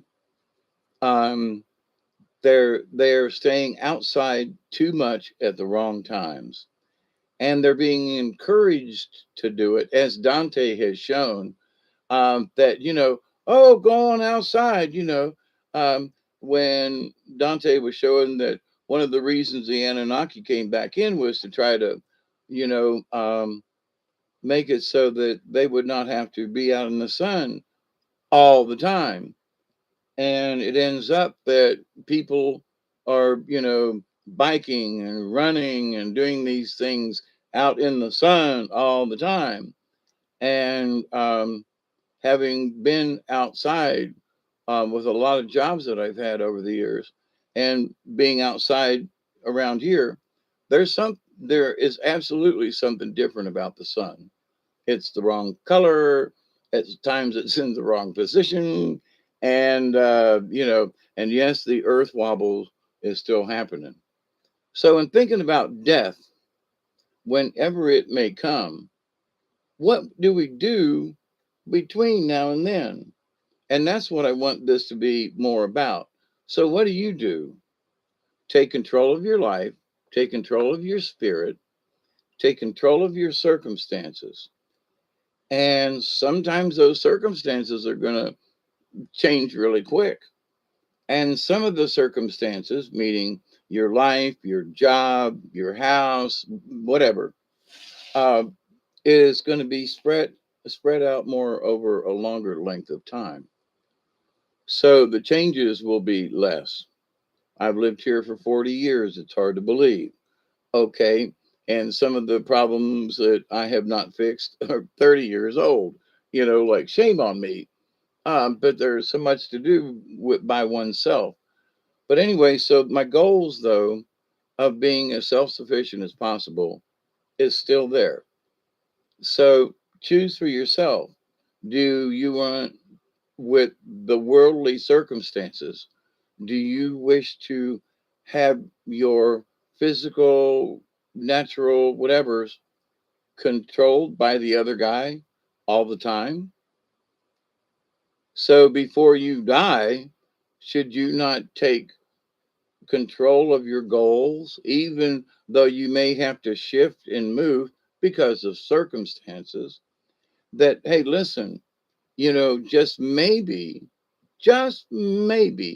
if I learn to live with this, like, um, less electricity or whatever the circumstance, you know, you don't need so much of this, or you actually try growing a small garden or container gardening or something, right?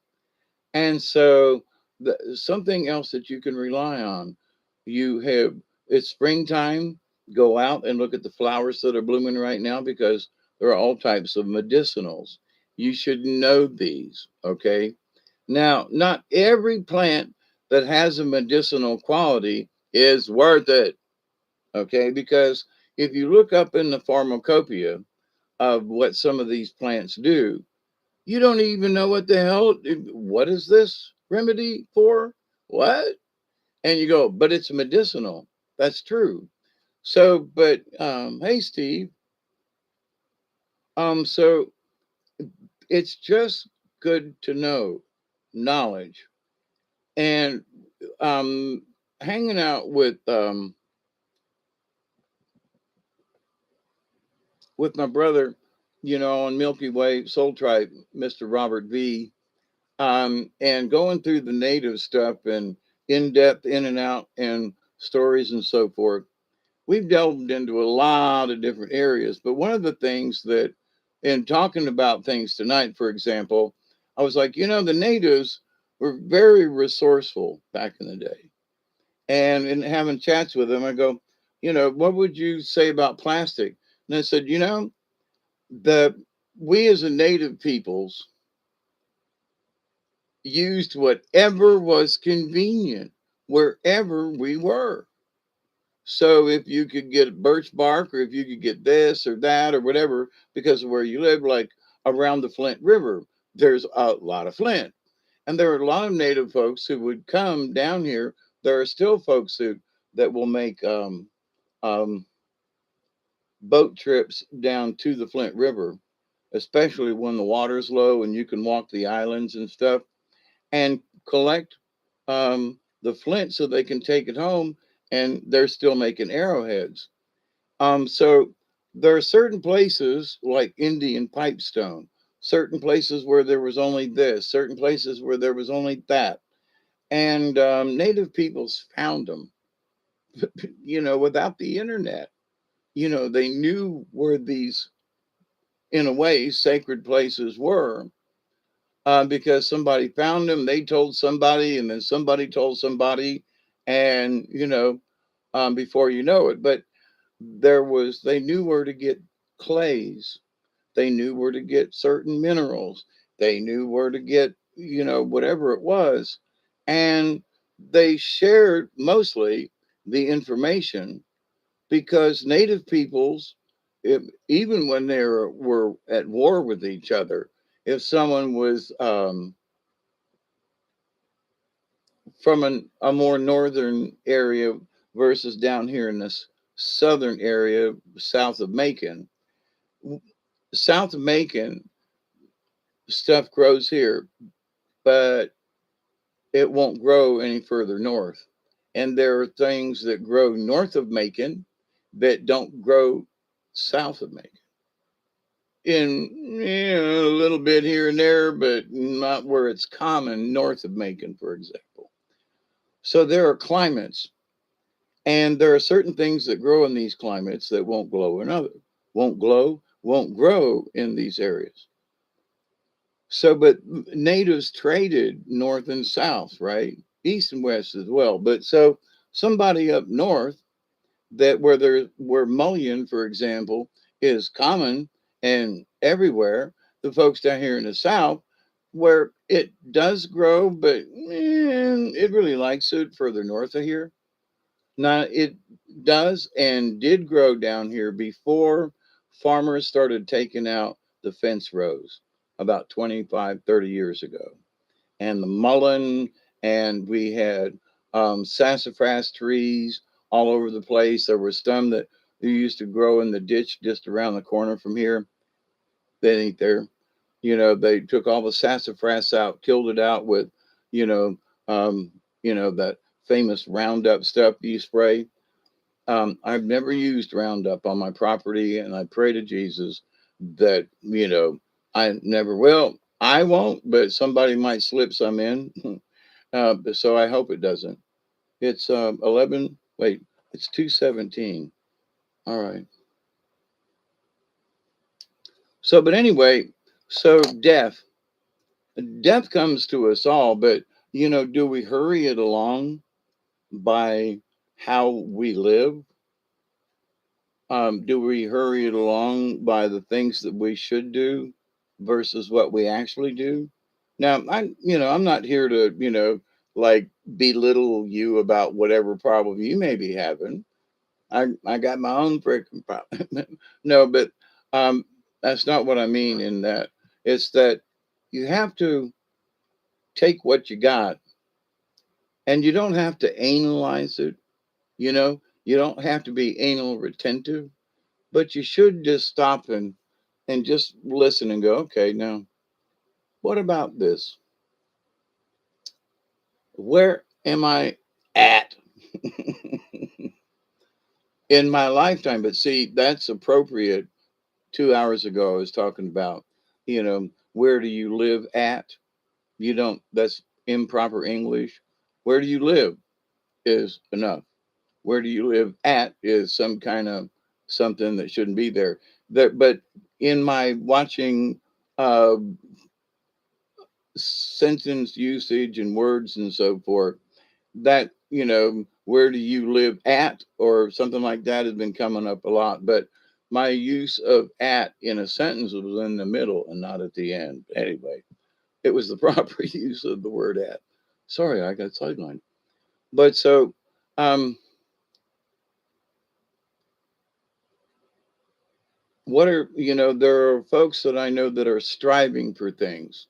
Okay, why? Well, I want to make money and I want to be comfortable and I want to do. Okay, there's nothing wrong with that, except um, some of the folks that I've seen, I wish them luck. I do. But I've tried similar things over the years and ain't got nowhere. Um, Good luck to you, and I hope your luck was better than mine, because I would have been an internet sensation, but that ain't happened yet, and I don't really care about that anymore.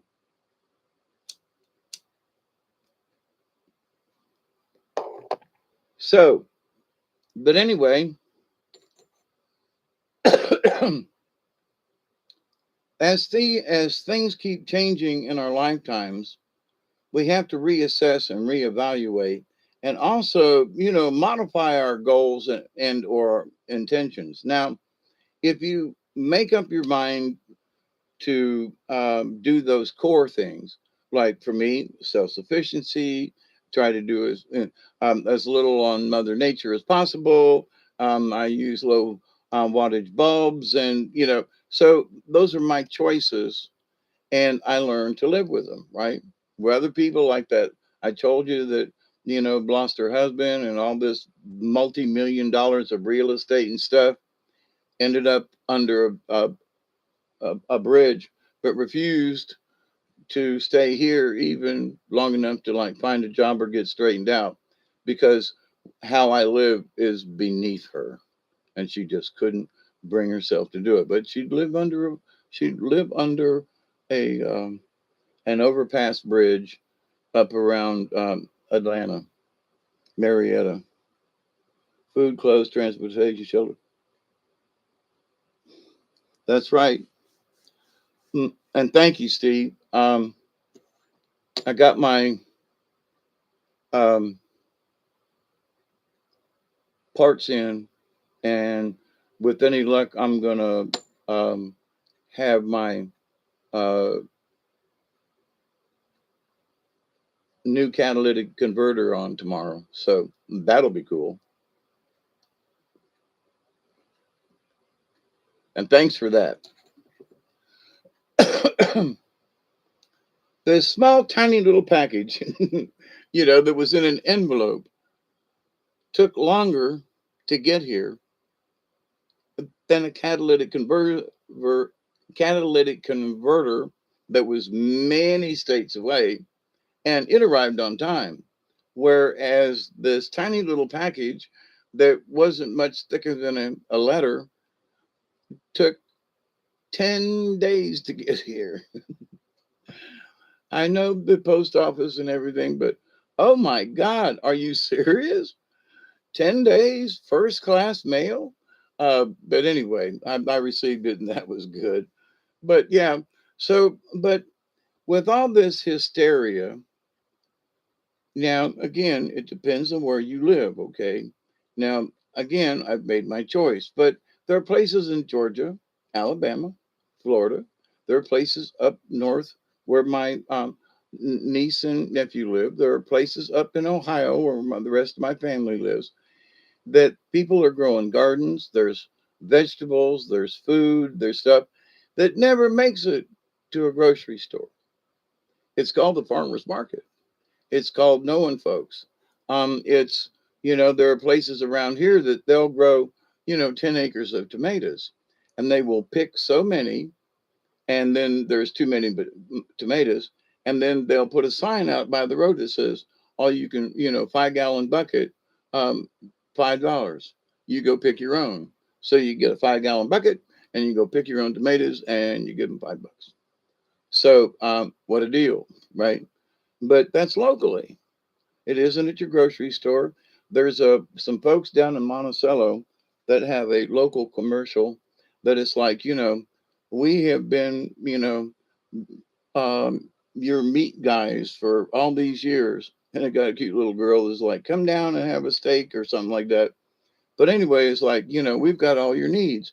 And they get folks, cattle from this area that is grain fed and grass fed, not bred or fattened in a conventional feedlot type deal. So the meat's much better, it's more tender, and it's locally grown. And so there are places to get meat, there are places to go and do things. So but what is your goal in life? Food, like Steve says. Clothing, I can't believe it, but there's commercials about people renting their clothes basically. You buy this Gucci or something, Armani or whatever, and you wear it. When you're tired of it, then you can send it back and buy something else. And they're trading. It's like we used to call that goodwill, but anyway. And Goodwill's gotten a little pricey, I gotta say, for like used clothes. Okay. Um, Thrift shops, Um, and also the type. It's not who makes them, but it's the quality of the maker. So how is the material?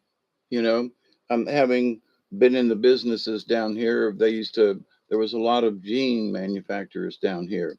A lot of sewing factories down here way back in the day. Then through NAFTA and other things, they sent all the business that used to be down here in South Georgia. I mean, because of all the cotton they grew down here, Coates and Clark had two, one of them was a thread manufacturing where they made different colors of thread and stuff. Um, and I mean, big business down here at one time. It's hardly here anymore. So it all went to South America and south to help them folks so we could buy it and have to import it all and then put all these people out of work around here.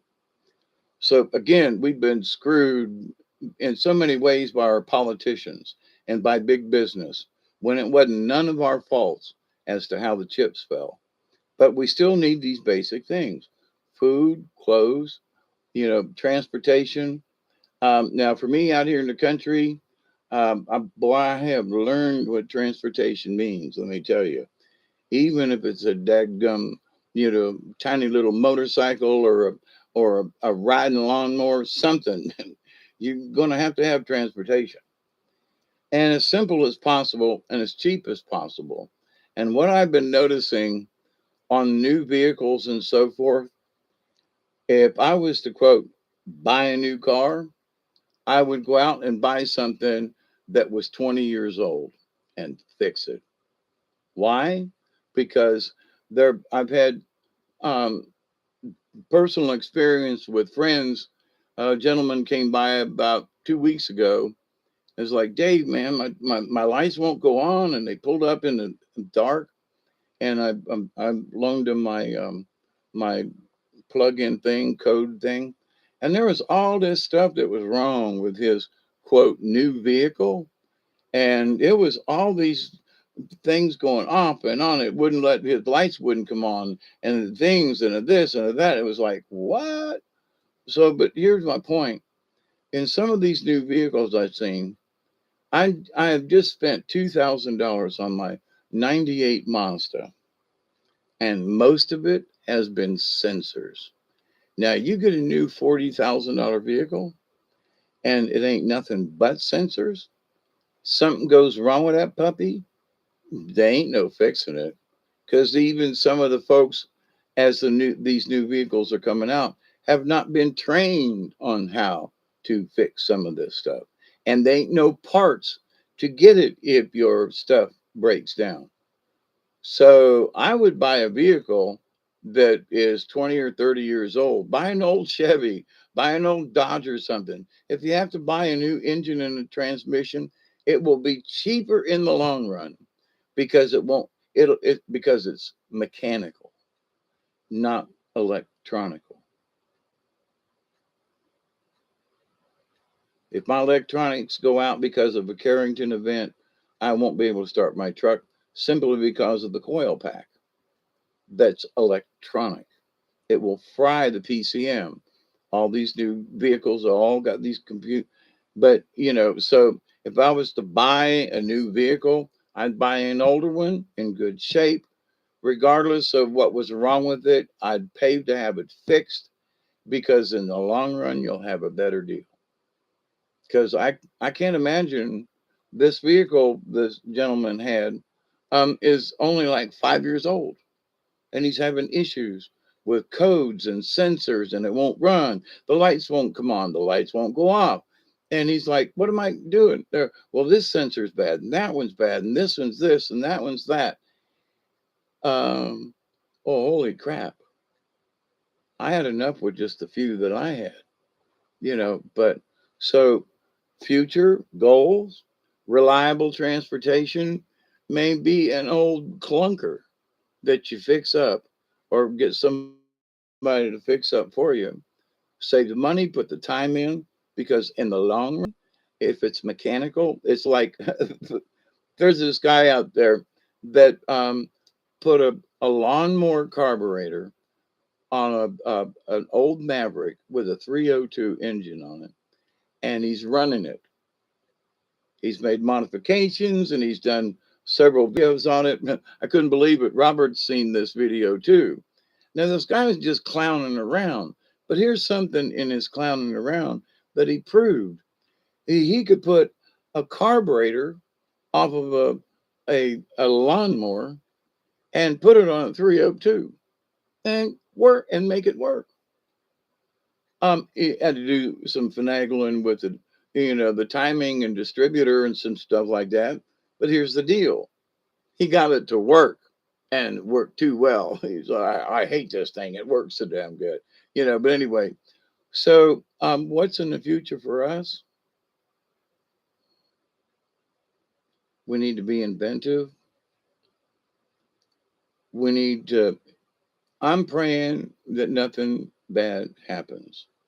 But one of these times, one of these solar flares is going to just hit the right spot, whether it be us or somebody on the other side of the planet. But it's going to be an event that we just can't run from. And are we prepared for that? Are people prepared for that? To where all the fuses get blown all around the United States, all the fuses on all the power lines everywhere. There's one out here in my pole. Their name but me, but there used to be a trailer. There is still a trailer there, but um, But so electricity, I have invested in solar panels a couple of months ago, and all they need to do is hook them up. I've got batteries that I can use. Now, I'm not into um, having everything be converted to AC power, but there's a lot of things that I can run DC with these three solar panels that I have, more than I'm really going to need. I'm just hoping my batteries hold out, if it's a long term event. But here's the thing. So I've got gas. I've got three extra tanks of gas. One tank of gas will last me about 9 months. Um, and so in my goals in life, I've learned what I need to be as self sufficient as possible. And if push come to shove, I can toss a bucket down my well and get water out. So, um, what are your goals? What do you think is most important? If you don't do it, you should at least learn how if something crazy happens. Now, this World War III, I don't think it's going to happen with the Russians. I think World War III is going to be the energies coming out of the universe. That's World War III. There's going to be events and things. Oh, there were several food processing plants that were bombed or fired or something. Now that's weird. Is that World War III? They're going to blame that on the Russians too? I mean, seriously? So I think we need to keep our eye out just for crazy people within our own ranks. Um, and that will affect our future. That will affect our goals. Which, what do I wish to achieve? To be as healthy as possible for as long before death comes and gets my nappy ass. You know, um, be as joyful and happy regardless of the situation between now and whenever then comes. Um, will, depending on how old you are, your goals are going to change. I think there are goals that people have now because of outside influences and circumstances. They're going to have to reevaluate these goals very soon. And it's not going to be anybody's fault, but it will be. And they're going to try to blame it all on the Russians. So, my dear friends, keep it between the ditches. If you're on a dirt road and it's raining, don't try to speed up too much and end up sliding and slipping into them ditches. And life is like that. So, death will come to us all. Do I wish it to happen tomorrow? No. But I spent 20 years wishing I was dead, wanting to die, not knowing what is my life good for? Why am I here? What is, literally a suicidal maniac. I contemplated it much, much, much too much and lost all the energy, lost all the good energy in the universe because I was fascinated with dying. Didn't want to, scared as shit about it, but at the same time, couldn't get off the death thing. So, having had several near death experiences myself now, I ain't worried about it too much anymore. Wherever it is I went to, okay, I'll learn. But in this life, until death comes knocking at the door, I'm going to still have goals. My goal is to stay healthy. My goal, and whether or not I've achieved it, will depend on how long I live, right? You know, to look forward to things rather than to be stagnant. So I feel personally, if I look forward to things, then death's going to have to be running to catch up to me. If I decide to be stagnant and stand still, then death's going to go, oh, there you are, you little mother. And I'm off and gone. And, because inactivity will breed um, disease and so forth. And as bad as I felt the other day, me and Duggar walked up the hill, and I mean, I was like, did not want to go. It was hot and warm, and I was not feeling it, and went anyway. And came back, felt a little better. Was glad I took the walk. Was and most of the time, I'm glad I make the effort, regardless of how I feel. And I was really not feeling it the other day. So, but with that said, though, so I some days for me just ain't there, and so I can't let it sweat me. But because today I went out and did some work over here and there, I used the weed eater or mowed some grass. I'm changing the flower bed out in front, my rock garden and everything. And then I fought ants for an hour tonight, where they have moved into this bed, flower bed, vegetable bed, with lots of rock around it that I've collected over the years. And ants have moved in. I mean, everywhere. And I'm like, I went and stood in the bed. I'm cleaning it and raking out roots, and I got ant bites on my ankles. And I looked down, and the ants have just moved into the whole bed, because I worked it all nice and smooth, and it's all fluffy. And where they came from, I don't know. So now I'm going to have to fight the ants to make sure they're out of the bed before I can finish the bed. It just so when you think you got it wrapped up, the ants come marching home again. Uh, so stuff happens, in nature. Did I plan? I was so looking forward to finish planting these bulbs and everything, and spreading out these other ones and getting the rocks in. And now the ants are there. And I don't like to put poisons down, because my well is like just, so I don't want to put any kind of ant stuff in, although some of them ant granules is probably what I really need. But so I stir up the bed, and I give them some this and that, and keep it local.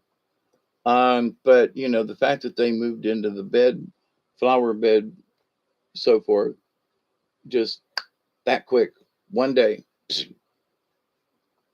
I went and did something else yesterday and left it alone. And I mean, there were thousands of ants. I don't mean just a little bit. I'm talking, a 3 foot by 3 foot area, that just bunches of ants. But anyway, so that's just to prove that, the best laid plans of mice and men sometimes are interrupted by ants, or nature just in and of itself. So my dear friends, um, make goals. Um, because death's going to catch us all. But at 69 and three quarters, I got to keep that going. I still believe that with effort, forward thinking, no matter whether I got 10 days, 10 months, 10 years, or whatever, it doesn't matter. Don't worry about how long you got. Just take care of business between now and then, and be practical about it. I know some people want to be the president of something. I actually was the president of a local group for a while. So I was the president of a small committee, but I was president. So if you stop and look at what is the meaning of life for you, and what you feel that your goals should be in your lifetime. And the other thing would be, why? Now, I talked about this a long time ago, in that I have a place to live and ain't had no family show up yet, right? Okay. So, what my dream for the future, for quote, when it involves other people, may not be what actually transpires. Now, that's not necessarily a bad thing, but it was my dream that I did not see happening, because other people are involved, and they didn't. They still don't, by the way, seem to want to be involved. And okie dokie, if I pass before they make up their minds to get off their ass, then it'll just be left up to the whoever, you know. So, and I ain't worried about it no more.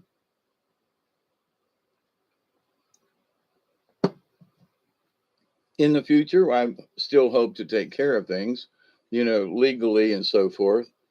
Um, because, for example, there is no proof that my daughter is my daughter. So she couldn't claim to say, well, I'm Jackie Vitale, and he was my pops. Where's the proof? What documentation do you have? None. None yet. And so where's she gonna get it? So my granddaughter, um, there ain't nothing that says that she's my granddaughter. Nothing legally proving back down the line that she is family in some stretch of the imagination. So who's going to get it if I suddenly die or whatever and I don't have certain things taken care of? Who knows? And at this point in my life, should I really care? Well, I would like to. But see, there again, it's my dream and my vision. It's my goal. And but if this has been a 45-year long thing, if the participants don't want to participate, then what good is or was my dream or my goal, right? So I think it's sort of like the speech with Mark Antony about Caesar. You know, um, what is it? Something um, that men do, um, and so let it be with Caesar. Um, and so I'm, is it when a legacy is passed on, or if it's just not passed on, it's just up for grabs. Um, what does that change in the overall balance of the world? In what I did or did not achieve, what I did or did not, what goal did I or did not achieve, and what frickin' difference does it make in the grand scheme of things? So there are people who have these plans and goals and things they want to achieve, but what does it matter? And I'm not trying to be, persnickety, but honestly, what does it matter? Now, for me, having done Scrooge and having had large casts and having interacted with these people, so I can say I wanted to be a playwright. I wanted to do a show. I wanted to do it, and I did. Now that's self gratifying, but also in that I had the opportunity to work with all these other people for 2 years in a row. And that was good because they participated. And that meant more to me and still does than the fact that I wrote a play. So, so our goal in life, did we achieve it? Did we do? And sometimes you achieve things that weren't on your list because it's something that was a byproduct of your dream or what you felt you wished to achieve. And so it was all these people and young kids that I got to work with, and they still remember that. And whether the play was a Broadway hit or blah, blah, blah, the people that I worked with have that with them for the rest of their life. The experience, you know, of being in the show and the response and 2 years in a row and and and that right there was an unforeseen part of quote my goal, my achievement. So if you're careful, then there is a reason that you want to do something. So it was selfish for me to say, well, I want to do this and this is how I can do it. and I've got the script and everything, and I'll direct it, and I'll do whatever, but it won't cost you a dime except maybe some costuming or whatever. And I presented it to the board. They accepted. We did it, and it worked out. Okay, confidence on my part, and just downright crazy at times. But the fact that we pulled it off with help from a lot of other people, it wasn't just me, but it was my idea, and I did see it through because that was my goal. So, what's your goal? Um, my goal wasn't to do it 2 years in a row, but it ended up that way. That was a unforeseen extra, right? Um, and I would bet you that I could dust it off and present it again to people. And depending on the locale or whatever, um, that we could, produce it again. Um,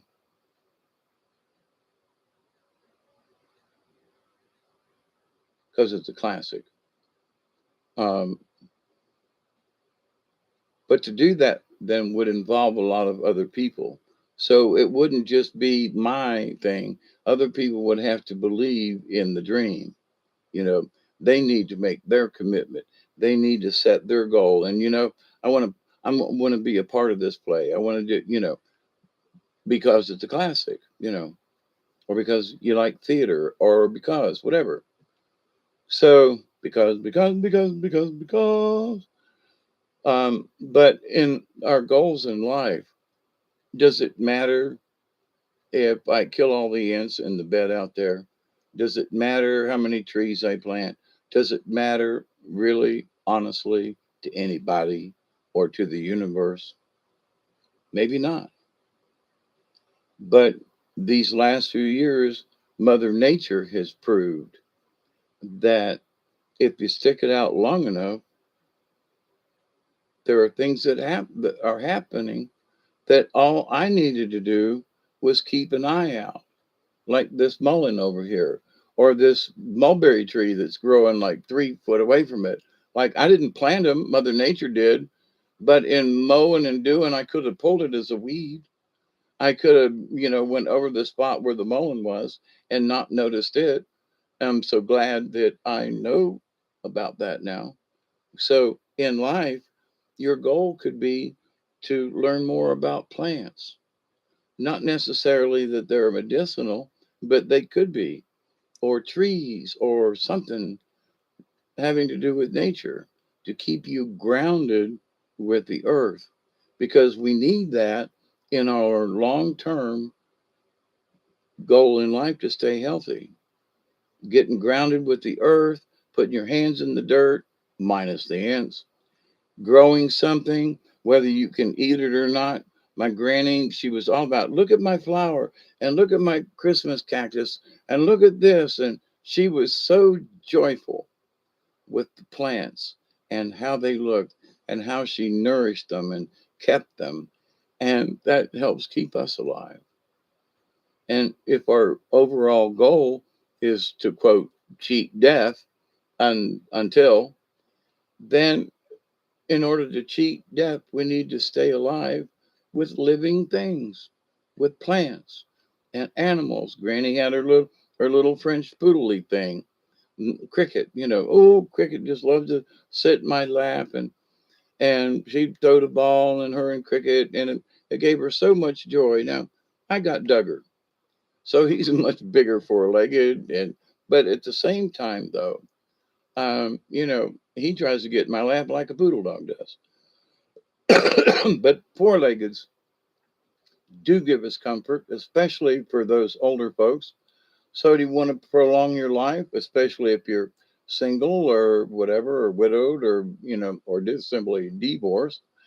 But to get a four-legged to be a companion, because honestly, living by yourself with no companion at all, not a bird, not a turtle, not a nothing, it makes for weirdness, because I've lived through that weird time. But having put up with Duggar, and he's become a part of my life now, that companionship, of that spiritualness, that he can look at me and look over here, and I'll know what he's talking about, and I can nod or shake my head or go, stop, and he knows, right?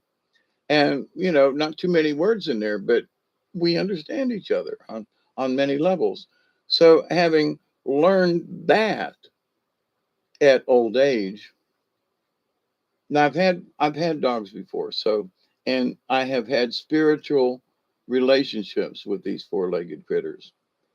But Duggar, in a way, is different, because of his size and type and so forth, but also when I got him.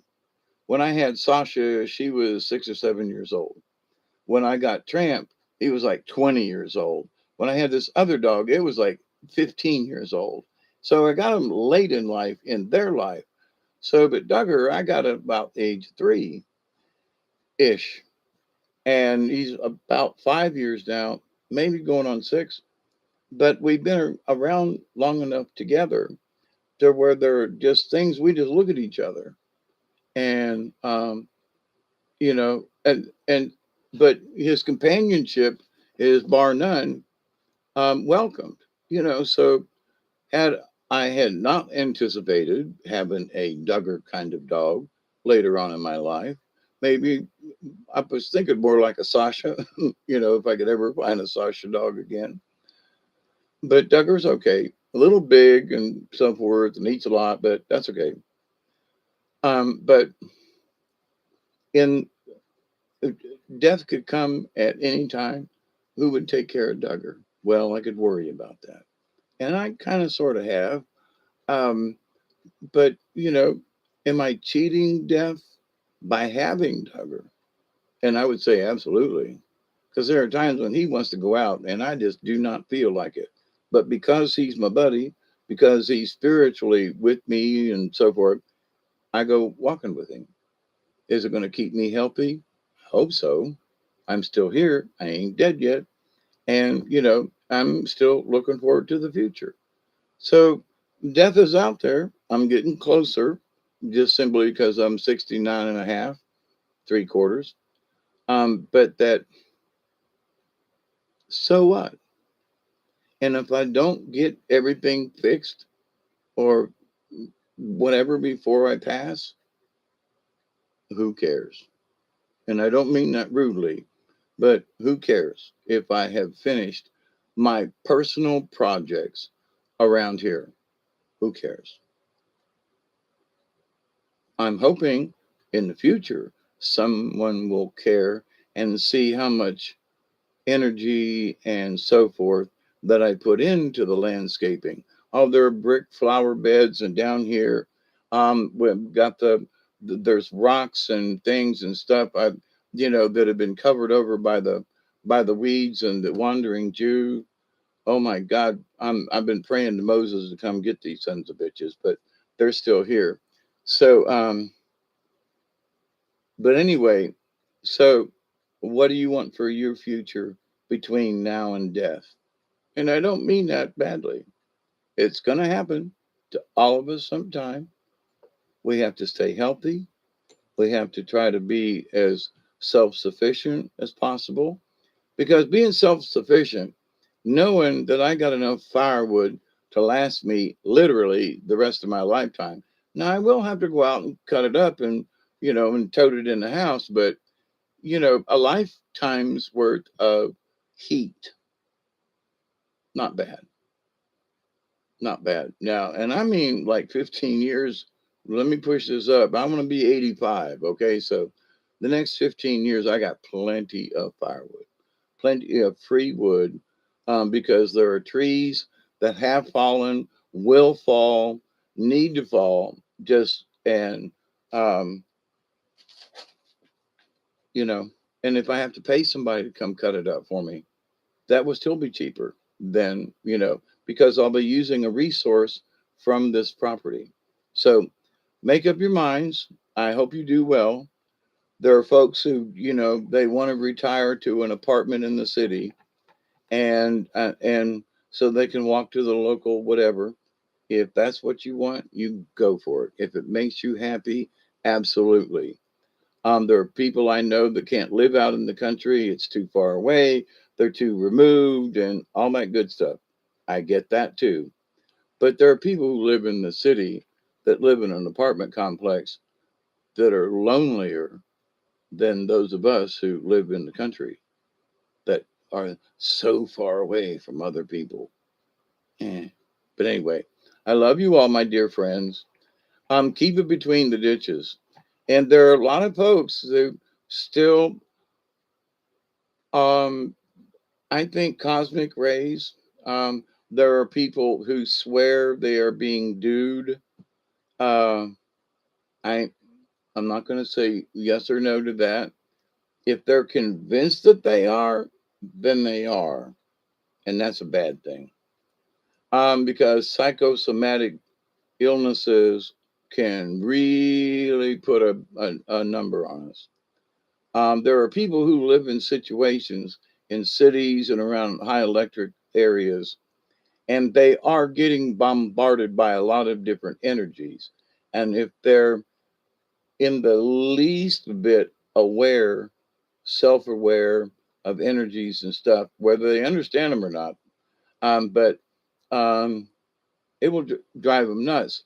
And with all this stuff about um, directed energy weapons and all these other things and the towers and, we're all going to die when they flip the switch to 5G and, all this stuff. So far, I ain't seen nothing, but I don't live in these high powered areas. I know they can affect you. I know they will affect you, especially over time. Um, and there are people who still um, stick that phone up to their ear. Um, and the amount of waves that are around your head, Bluetooth items that are stuck in your ear, things that people are doing with that, I would be much more scared of that, of getting brain cancer, of your neurons and everything, and your brain being fried, and folks just do it because it's a fad. But so anyway, I hope that between now and your death, you will reevaluate your goals to to the current circumstances, and maybe you can still salvage what's there, but keep those things in mind that are basic for you, even spiritually. What's basic to you? Do you believe that there are is good energy in the universe and that we can and learn it and help it heal us? And if you believe and you believe and you believe that you believe, then believe. Now, I continue to pray that each and every day, that each and every one of you will continue to learn to accept and receive the knowledge and the healing, the wisdom, and the many blessings in the universe. And Duggar and I, we both pray every time we go for a walk that each and every one of you, your friends, your family, and all of your relatives and all of your relations will continue to learn how to accept and uh, receive uh, the knowledge, the healing, the wisdom, and the many blessings in the universe. Hey, Tracy, you still out there in the background? Hey, good to have you here. I know I've rambled on for 2 hours and 39 minutes, but I hope it made a little bit of sense. But it was just nice hanging out too. Um, and in the law of three, I continue to see that it's important to me that I continue to pray for each and every one of you to continue to learn, to accept and receive the knowledge, the healing, the wisdom, and the many blessings in the universe. So keep your shirt on. Try to keep your panties from getting in a bunch, because there's going to be some crazy stuff that continues to go on. The Hitlery Clinton stuff and all the things going on with that, and recent pictures of her. I'm sorry, it ain't her. Um, and she's a little like cross-eyed. like you don't know which eye to look at. Um, it it was interesting. This eye's looking straight forward, and this one's looking over here. Yeah, that's not her. And big hugs and uh, cosmic hugs and dreams to all y'all. And the thing about Putin being Hitler, that's just so wrong. Do your own homework and see what the man's actually achieved, with Christianity and peoples and oppressions and so forth before you go calling him Hitler. I'm just saying, because the evidence is out there. The Remnant TV, Matt something I can never or something Matt anyway. He spells it out in one of his videos once a week and puts it right out there and shows proof. And I'm like, yeah, I've been trying to tell folks this for a long time. Putin ain't Hitler. Just that just ain't there. So you must understand also, stay out of the chaos that people keep pushing, because there's some of these things like the Putin being Hitler thing. There's just so much evidence that that's just wrong. It's just wrong. It's just wrong. It's just wrong. And what's even more wrong is the fact that people continue to propagate that he's Hitler and continue to like slander him, and the Russian people a lot of ways, and to make everything, ain't that a sin? I mean, in the grand scheme of things, is if you promote something that isn't true out of spite or malice or whatever, because um, it's hurting someone. Can you imagine the billions of people that are thinking negative thoughts towards Putin? Imagine that energy directed at you. Seriously, that's a heavy burden. So, but anyway, so stay out of the chaos, because those things where you might say, well, he is, well, everybody else says he is. But if you don't do your own homework and you continue to spread slander, then that's against the law of one. You're harming someone. Well, but I don't know if it's, then you shouldn't say it. You shouldn't promote it. My guardian angels have sent a couple of messages over the last couple of days, and they, I need to formulate what the topic of discussion is going to be. But it's basically about what you hear, what you decipher for yourself, and then that which you peddle. In other words, you're selling it. I got a box of tomatoes here. Oh, I got a box of Russian propaganda. Putin's is Hitler, and this guy is that, and blah blah blah. And Hunter Biden is free of all charges and had nothing to do with the Ukraine, right? So, but this idea though that so when you don't have the correct information, but you push it and you peddle it to your listeners or friends or whomever, when you get the chance, and maybe you should be careful with what you sell. And so that's what my spirit guides have been pushing as one of the next subjects for discussion. And it's not just like YouTubers or whatever, but what propaganda do we hear? And do we believe it? Yes or no? Do we decipher it? Is it true? Do we do our own homework and discern Putin really ain't Hitler? And that's a big lie. So I'm going to make a stance. If someone says he is, I'm going to say, sorry, do your homework. He ain't. Okay. Um, but at the same time, if I were to do a video that said, the title, because I've already proven this, um, um, Proof Putin ain't Hitler. Uh, It would get messed up.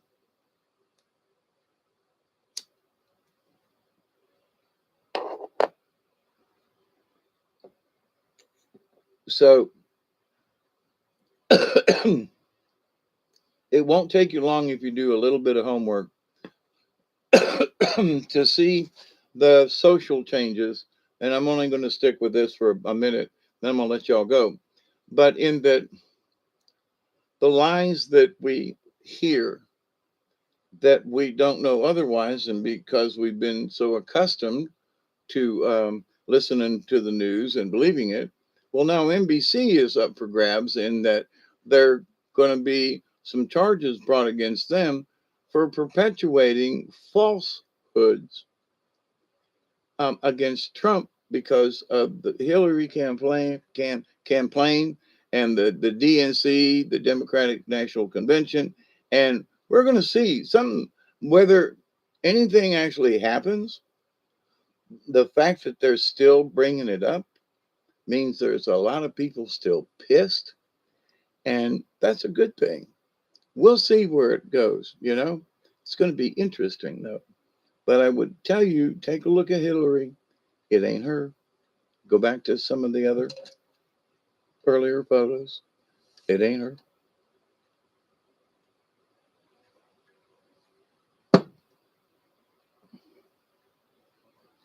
So, but do your homework, and it really isn't hard.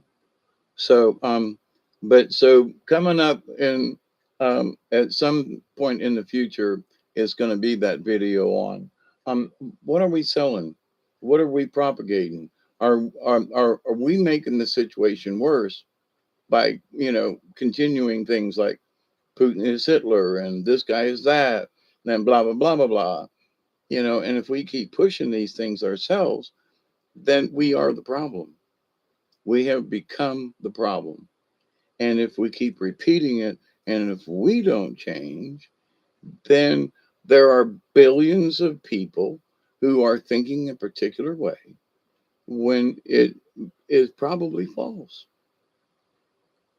Meaning, Putin ain't nowhere near like Hitler, but we're going to leave it there.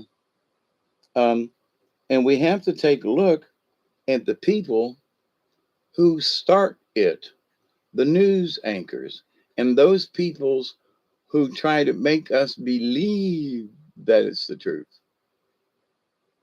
Those people should be put to task.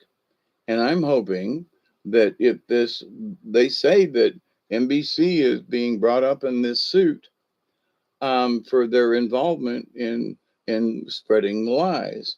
So if that's true, all they have to do is reinstate the Smith-Mumford Act. That wouldn't be hard. Um, where they can't lie.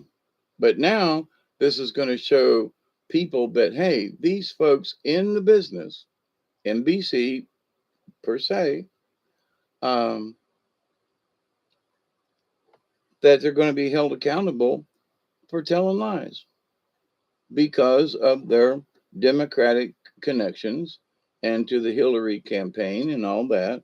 And they've got proof and documents and emails and I'm assuming video and some audio too. So, but the idea though that they're still after this, that's good news. So, for me, one of my goals is to cheer these people on. you know, Seriously, I'm gonna pray for them folks who are still hanging on and they're still handing out subpoenas and who are still wanting to see some kind of justice done. So, is chivalry dead? Maybe not. Is justice still blind? Well, Helen Keller blind, deaf, dumb, and crazy. But um, here's the thing I think that there is a change, it is growing. Um, and there's a lot of prophecies about these next couple of years. But one of the things, ET, is if before we come down and help y'all, you got to help yourselves.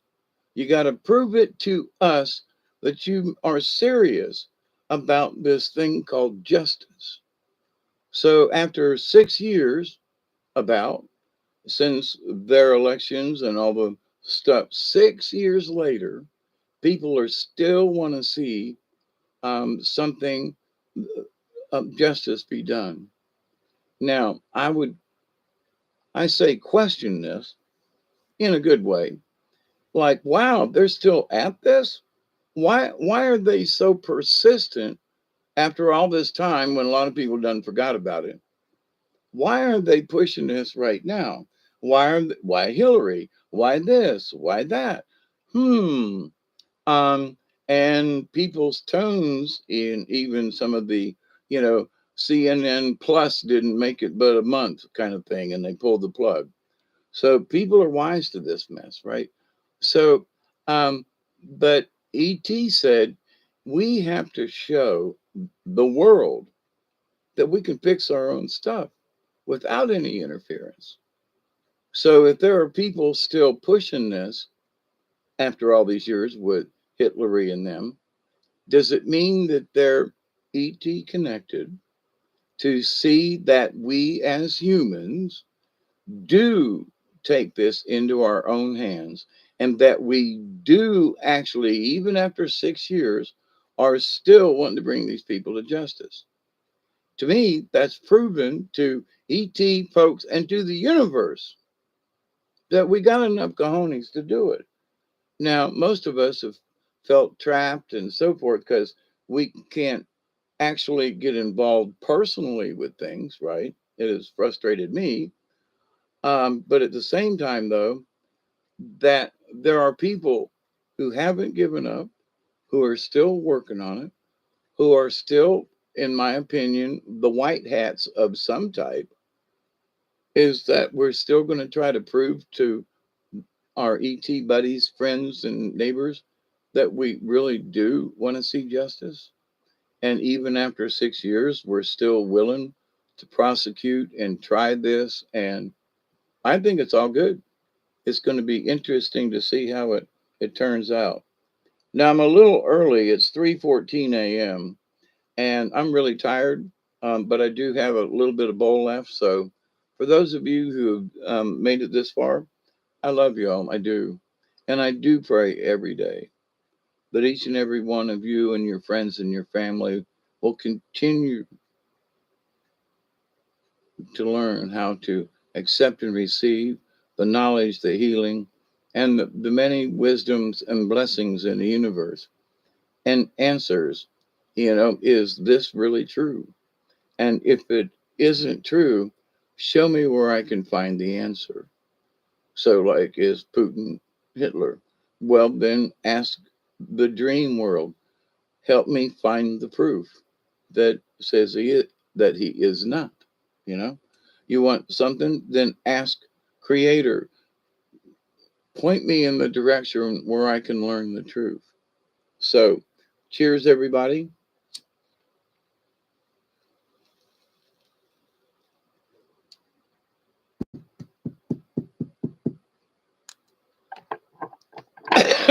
Stay healthy, wealthy, and wise.